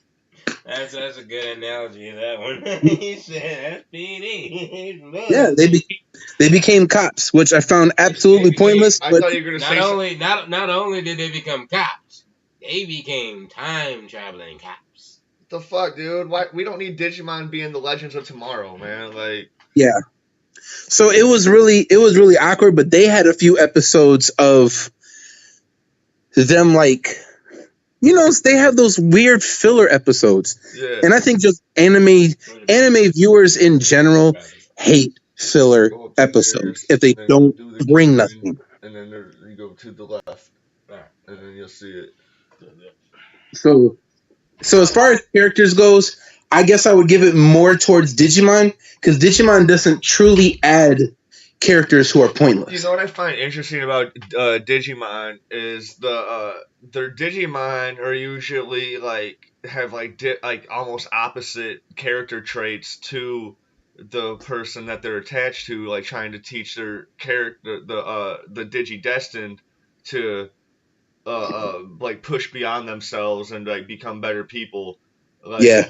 And they really have to focus on that shit, like, or like even an Image, or like Joe's like a scrawny whatever bookworm, but then his Pokemon or his Digimon becomes fucking Zudomon, a fucking powerhouse, fucking Thor, and then and then Mimi's all about like beauty and all this shit, but then like her first Digimon digivolves into a freaking cactus with boxing gloves and Yeah. whatever. But then once she uh uh connects with her more or whatever, it becomes Lilymon or whatever, and Lilymon's super fucking badass. She's like real and really beautiful, for and she's like a flower with like razor fucking sharp petals and like wind powers and like and she's dope, dude.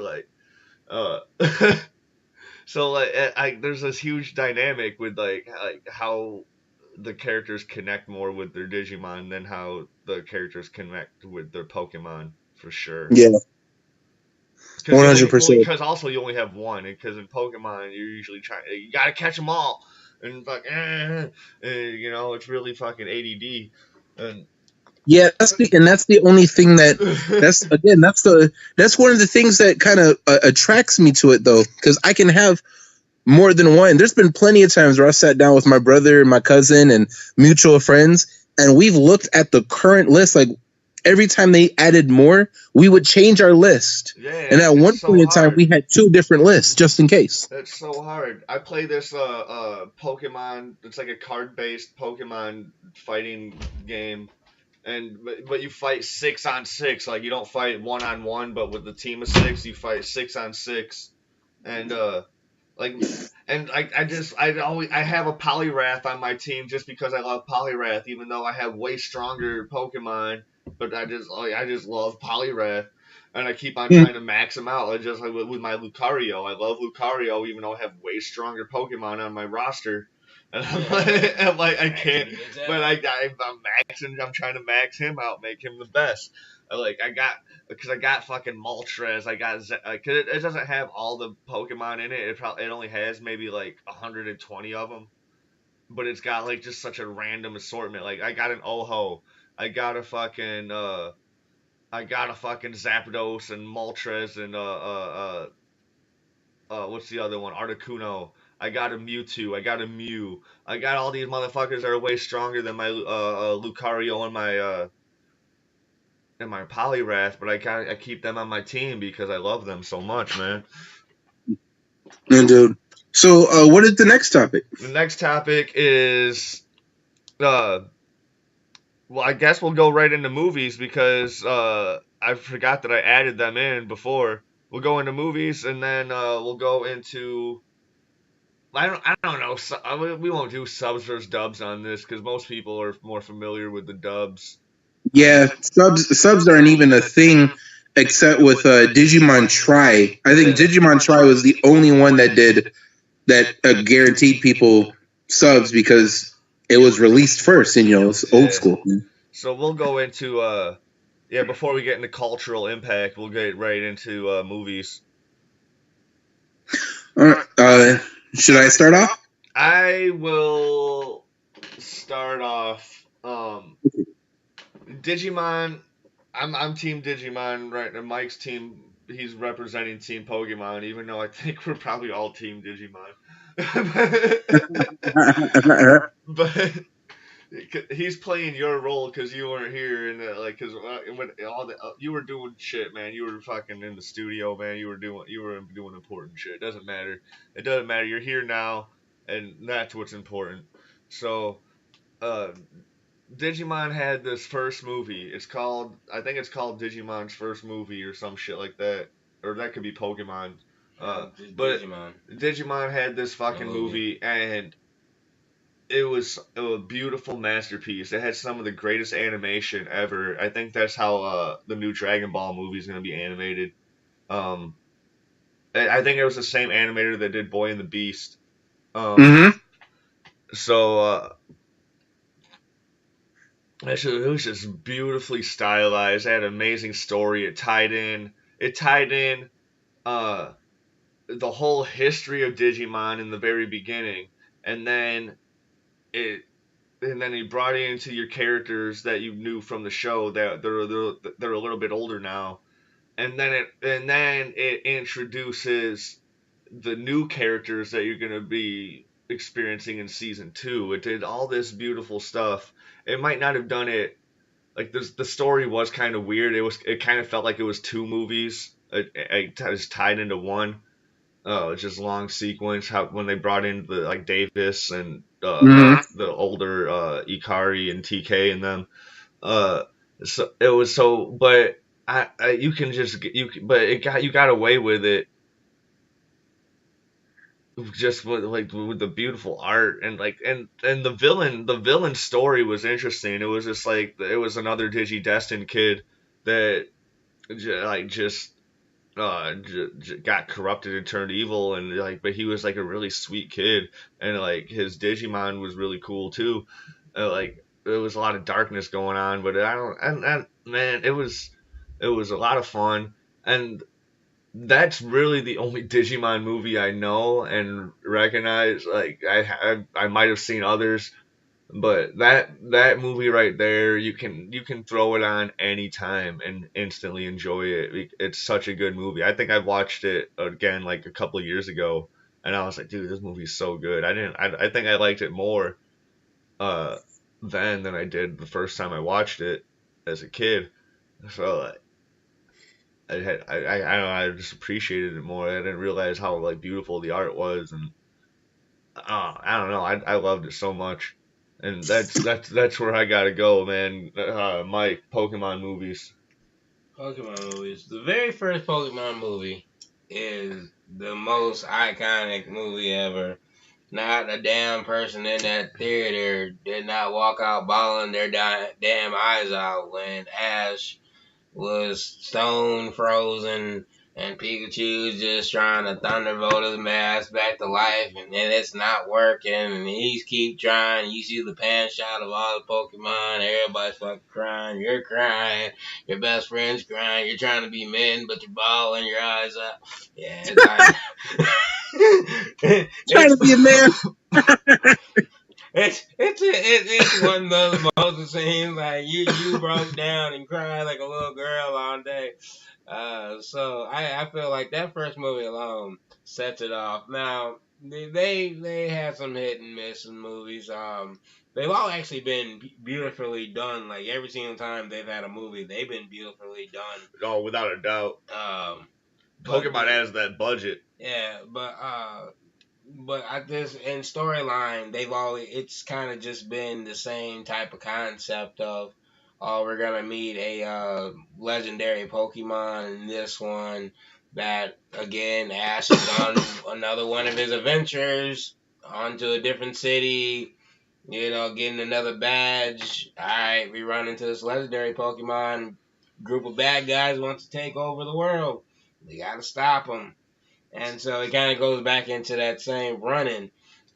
Now each movie has a very unique. So if you're a very good fan of Pokemon, you watch all the movies because you want to see the legendaries. You want to see what type of attitude do they have. What type of because I've noticed this about all the legendary Pokemon. They all speak human. Yeah. They Yeah, all they do. Well, even Pikachu did in this latest one. It, In this latest movie. I haven't seen that, but I know all the legendary Pokemon. They've all spoke human. They've all had like their own way of talking to communicate with humans. It's confirmed. Meowth is legendary. Be all the legendary just because he can talk. But like that's one thing I've always got out of every movie is like, oh, the legendaries can talk, and it's like, okay, I like the movies that they've actually portrayed that. So every movie is, they're just like an everyday episode of Pokemon, but they just got that little bitty twist on where they get epic for that one day of Ash's life as a 10-year-old boy. Mhm. And I think that with Digimon, their movies, the one movie that they had. I think they've had more. I just only know the one. Oh yeah, no, they have. I'll get to that. Go ahead. I know you will, Zach. The one movie that I saw, I haven't seen all of them, but the one movie I saw, yeah, beautifully done. I mean, like I said, iconic in its own way. It brought it introduced a brand new level of evolution. Evolution. Evolution. Yeah, that's what I'm saying. Evolution. I don't know. I'm making words up. God damn it, Man, Hey man, am trademark it. and we've Yeah. been smoking and drinking, man. It's all right. It's all Fucking good. yeah. Evolution. It introducing a brand new format that you probably wasn't gonna see on the show, and if you did, you're like, well, hell, where did it come from? And that's where it came from, you know. So I figure like that shit right there, that that brought that movie to be as good as it was.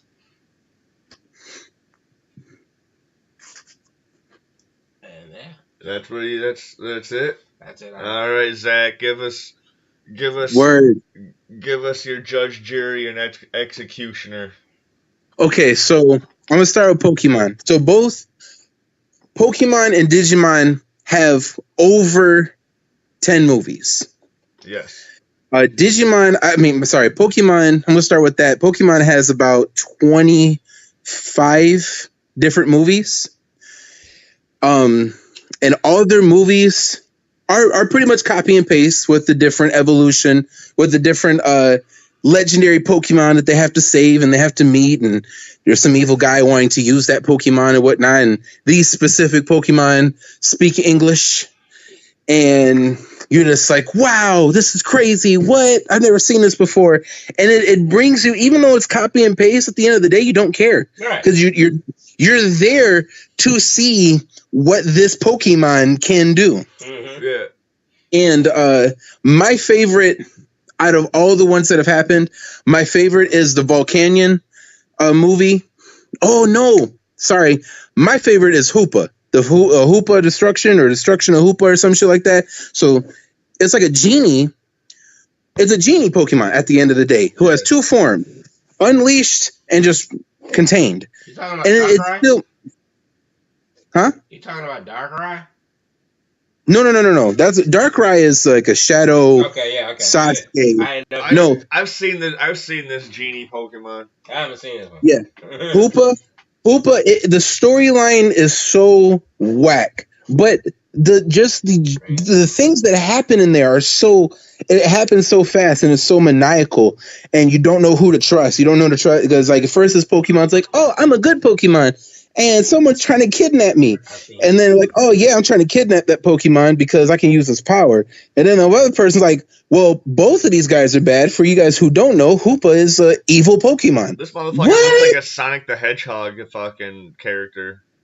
Yeah, and it was so weird because it's like, oh my god, who do you trust? Because Hoopa, bro, the movie was awesome, but at the end of the day, movies were pretty copy and paste. Yeah.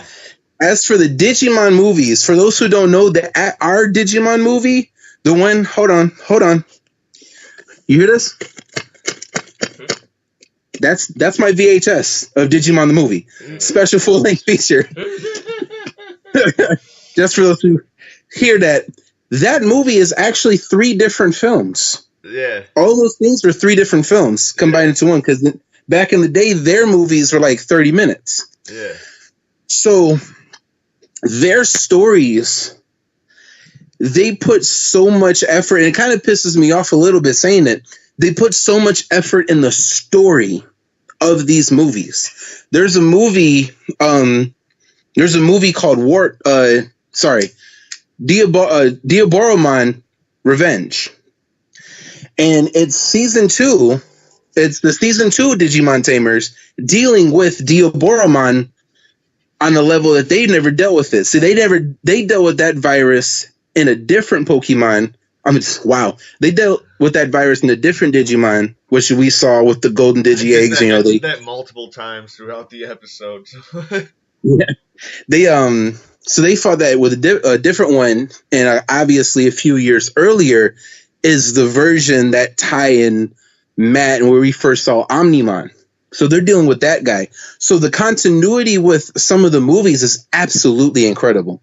And each series has a minimum of 2 movies. I think the one that doesn't have the most movies, who has the minimum, was the 3rd season because they couldn't really do too much with the story.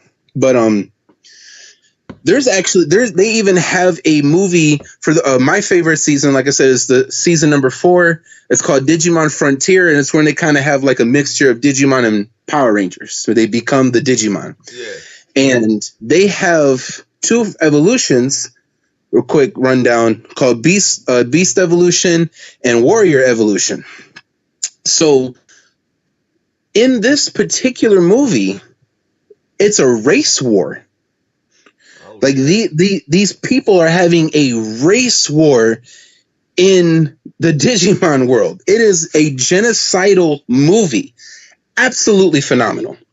100%, because then the team gets split up and you have the team that's more prone to using their beast transformation and the team that's more prone using their warrior information. And they're like, oh man, it's like the Lord beast of the dudes are, Flies and Digimon.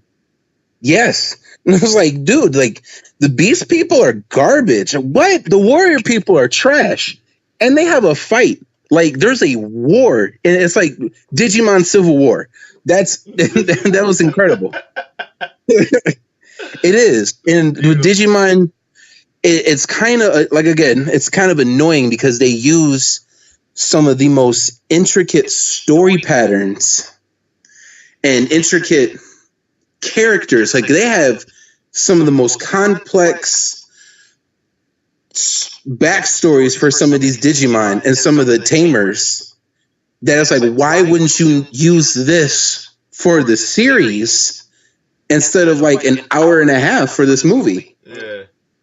And so I'd give it, I think Digimon takes that cake a lot. Again, we don't, this is another series that the West has neglected when it comes to films. Because like Digimon has 15 films. We've only seen 1. Yeah. So it's just one of those, like, when we had that conversation about the Dragon Ball Z and the One Piece movies, and One Piece has about 20 films. Yeah. And we've only seen, I think in America has only seen 3. So those are probably like some of the most recent ones too, like the Z and the fucking Gold and Strong World. Yeah. Those are the only ones. And there's some in between those. So as far as Digimon, if you do the research, you just can Google it. Tons of Digimon movies. Not all of them are gold, but they're definitely intricate. They're like, there's one where they go to Hawaii. They meet a Digimon tamer who's from Hawaii and who has like a really dope ass Pokemon. And it's an intricate ass story. It's a kind of like a mixture of Summer Wars a little bit. Like the storyline is like a shortened version of Summer Wars for those who know what that movie is. I'm not familiar. Summer Wars is pretty dope. We could talk about that. I'll send you like a link to that. Okay. To a YouTube link a little later. It's really dope, and they even use the exact same digital space like they did in the first Digimon movie when they were fighting. When they show Omnimon, it's that white space area, white internet space with all the little circles and shit. I don't know if you're familiar with that. You'll see it. When you watch it, you'll see it. I'm gonna go back and watch Tamers now because like I watched like the first 3 and I was all like, man, I don't know if I can. It's just like when I tried to watch Monster Rancher season 3. Monster Rancher season 3 is garbage. You know, yes. But the the first 2 seasons are fucking like, yes, dude, this is that show inspired me to that show is one of my big inspirations for writing and like getting into comics and stuff. But okay. Hey guys, I gotta wrap this up in a little bit. Okay. We'll get right here into cultural impact. Mike, it's your turn. Cultural impact of Pokemon. Cultural impact for Pokemon. It has became a phenomenal. You can even mix in personal impact with this, so we can wrap this up quicker. Yeah, personal impact. It changed my whole view on fucking cartoons and games and everything like that. It's really, and for the idea of you have monsters that have these abilities, have these powers, and you could teach other powers to them, and go out into the world and travel and beat up bad guys with your Pokemon. I think that is a hell of an idea. I would love to be, able to do that in real life. Unfortunately, all I have is my DS and my Pokemon Go. Pokemon Go. So I guess it is a win-win. We get the dream and whatever. And so I feel like culture it just had a big impact, and I don't think not another game probably will have another impact on it as it will. As it has, for them to make an app game about it, it's really, a big deal. So yeah, I think it's a big impact, and I don't think it can be defeated anytime soon, at least. Pokemon definitely probably has one of the biggest cultural impacts in the entire world, like top fucking three easily. Um, Digimon, like we said before, dude, Digimon started from literally the bottom and fucking rose to like a huge like enterprise, dude. It started from a fucking keychain to a really cool anime to really dope games. It's got a lot of cool games like for like PlayStation, for PC, for like almost every console, for like for apps. It's got incredible fucking. It's got a huge franchise that but it's a lot more underground. It has it's the fucking underground hip hop of fucking of the fucking but it's like the head underground hip hop, dude. It's like the fucking Tech Nine of the toy universe. When Pokemon's like the Jay-Z, like so it's that type of shit, like they're both fucking incredible, but like what it's just like what do you like more? And I'm a way bigger Tech Nine fan than a Jay-Z fan. Fucking hands down, but who's more successful? That's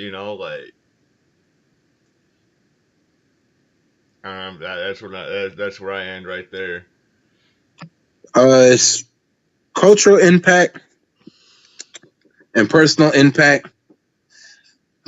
I'll tell you, I can sum it up in a quick story. So when I was younger, and the first anime I ever seen was Sailor Moon, and I didn't even watch it on a good TV. I watched it in the static. Yeah. It was like 5:00 in the morning. I was up. Mom was getting ready for work. Turned it on. There was a static. And when I saw what anime was, I immediately was like, I have to know more about whatever the fuck this animation is. Going further, saw Pokemon. Pokemon was the first anime to distribute toys. I had a Tamagotchi. I went to, what was it, McDonald's or Burger King that was passing out the toys. Like I had all the toys, so I was like, let me watch it.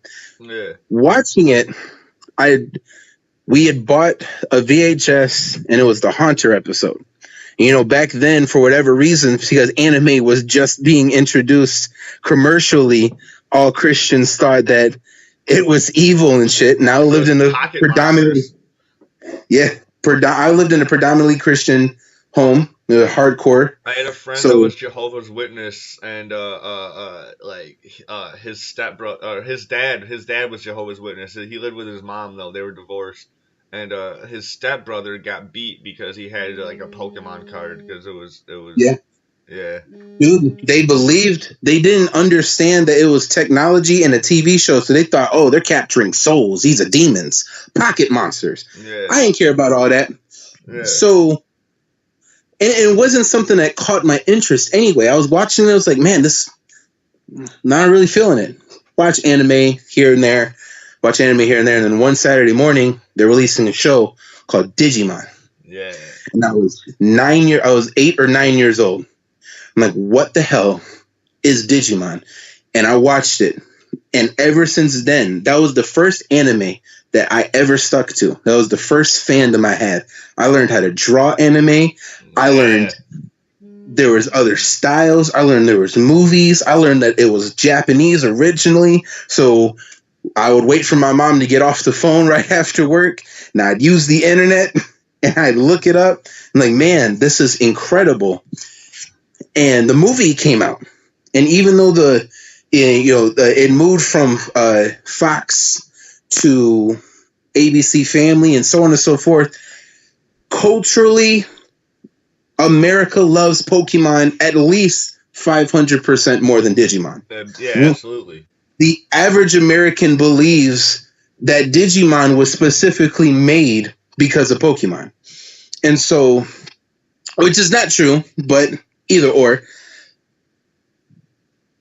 Culturally sounding, when's the last time you played a Digimon game? If I had a card-based game like I do this Pokemon game, I would play the shit out of it, but I don't. Dude, I had Digimon World 4, right? For the PlayStation 4, or the PlayStation 2. And the game was ass, completely. I never got past level 2. The game was ass. There's actually people on YouTube who complain about how bad Digimon World is, right? Digimon games suck. Movies don't get that much clout. You know, but Pokemon was always there. Pokemon is spot on. So personally, Digimon meant way more for me, and Digimon was the catalyst to for my love for anime. Yeah. And Digimon, what was funny actually is that the day that I saw One Piece, what is it called? You went to channel 14 and you would look for it. The schedule. What is it? The show schedule. What is it called? The directory or some shit? Anyway, the scheduling was that Digimon was supposed to come on at 7:30, and I'm there at 7:30, and all I hear is this rap intro, and I see this kid who can stretch with a straw hat. And I was like, okay, so me watching Digimon and me expecting to watch Digimon caused my all-time favorite, One Piece. So like Digimon meant a lot for me. Digimon, like I made my mom take me to the theater. I did everything, bro. I learned how to cook, and I cooked for a week. I cleaned everything. I made sure there was not a drop of dirt on anything in my house just to make sure that there was no reason I couldn't go see Digimon the movie.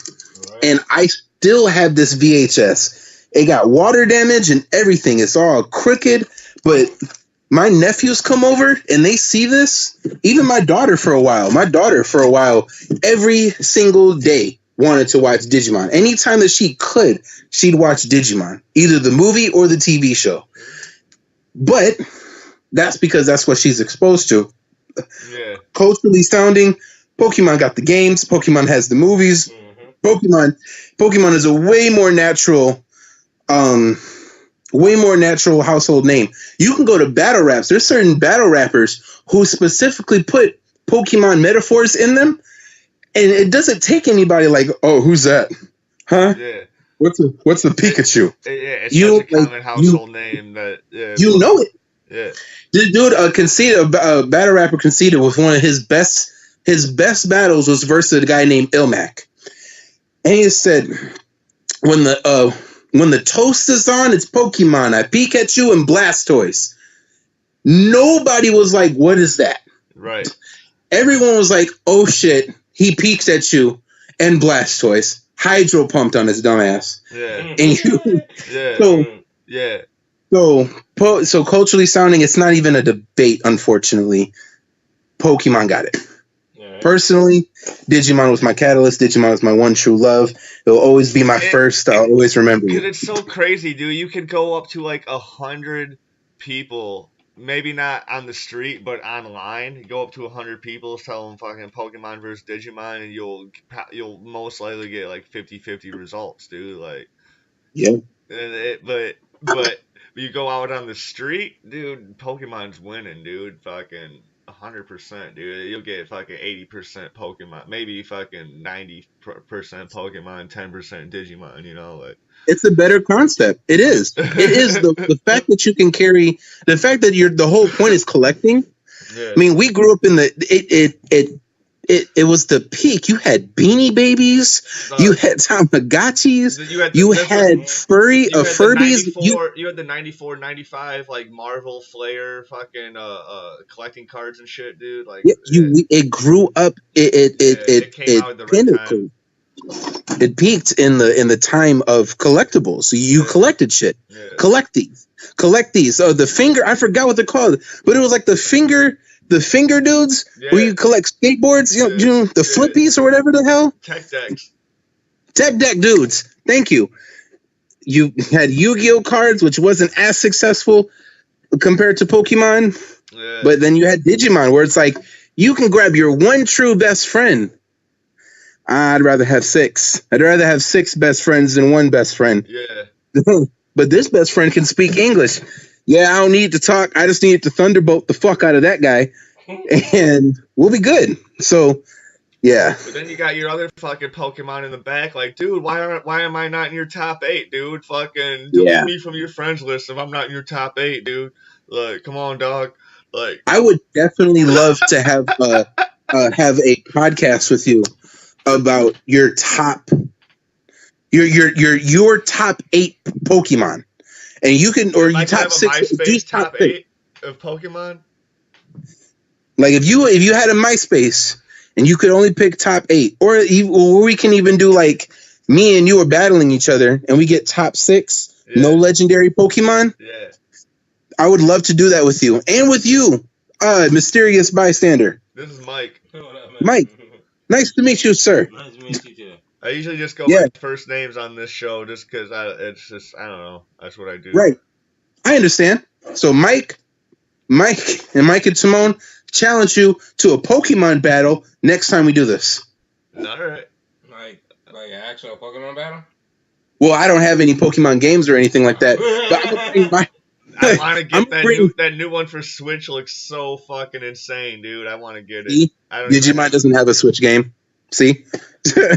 Digimon. I think that it'd be dope. Switch game. Digimon will get like an Xbox game that no one will know about, and fucking that's what will happen. You know what's hilarious? Digimon does have an Xbox game. It does have an Xbox game that no one knows about. It's called Cyber Sleuth. You can go and get that at your local GameStop, or you can download it on Steam. But yeah, dude, I think we should do that next time. Top 6 Pokemon. Explain why we chose them, and then see which one wins. Hell yeah! I got it. All right, hell yeah. How will we decide which one wins though? General consensus. We'll like try to convince each other. You know, we're all pretty. From what it sounds like, we're all pretty adult and knowledgeable ones. We're all like, you know. No, dude, with the power of friendship, my fucking ditto will kill you. Yeah. Well, I mean, I'm going by type advantages, so I mean, if that's how we're playing. Yeah, and it gives me time to look up because, like, I'm not have a strategy, you know, because like, we won't be able to do it like the game or the show where we're all like, oh no, dude, now I'm down to this much HP. And I gotta fucking switch out and fucking jump in, use a potion, and you know, you can't do all that bullshit. But like, you know, it'd be nice to flex, see who had the better roster. You know, just kind of like this is because I got favorites. I don't really think I got like a out of 6, 3 of them are powerhouses. Yeah. The other 3 are just favorites because I just like them. They don't really serve a purpose to me battle-wise. They serve a purpose to me personally. Right. Like, I'd be a horrible person in the Pokemon world because I wouldn't want to fight nobody. These are my Pokemon. Like, my favorite Pokemon, just up front, my favorite Pokemon is Metagross. Not because it's a giant rock spider that eats tiny Pokemon and has giant laser beams come out of nowhere with a mega evolution. Because it can fly. You imagine just going to the store on a fucking flying Metagross. That's why I want to. That's why I want a pet rhinoceros in real life, dude. I can just fucking ride to work on my rhinoceros and shit, dude. I'm all like, just buy it some carrots and shit. Like when they made Torterra, bro, I geeked because I was like, it's a giant land turtle with a tree on it. I could fucking sleep here. This is my house. This is where I live. Torterra. Fucking greater sign, Venusaur any day, dude. Fucking. It was like, and see, technically, with everything that I've researched, Torterra, unless it has Hyper Beam or like this other move I can't name off the top of my head. Torterra is just aesthetically beautiful. It's pretty worthless in battle because it's not the best battle types are like the ones that are bipedal. Like the best battle types are the ones that can fly or they only need 2 legs to walk.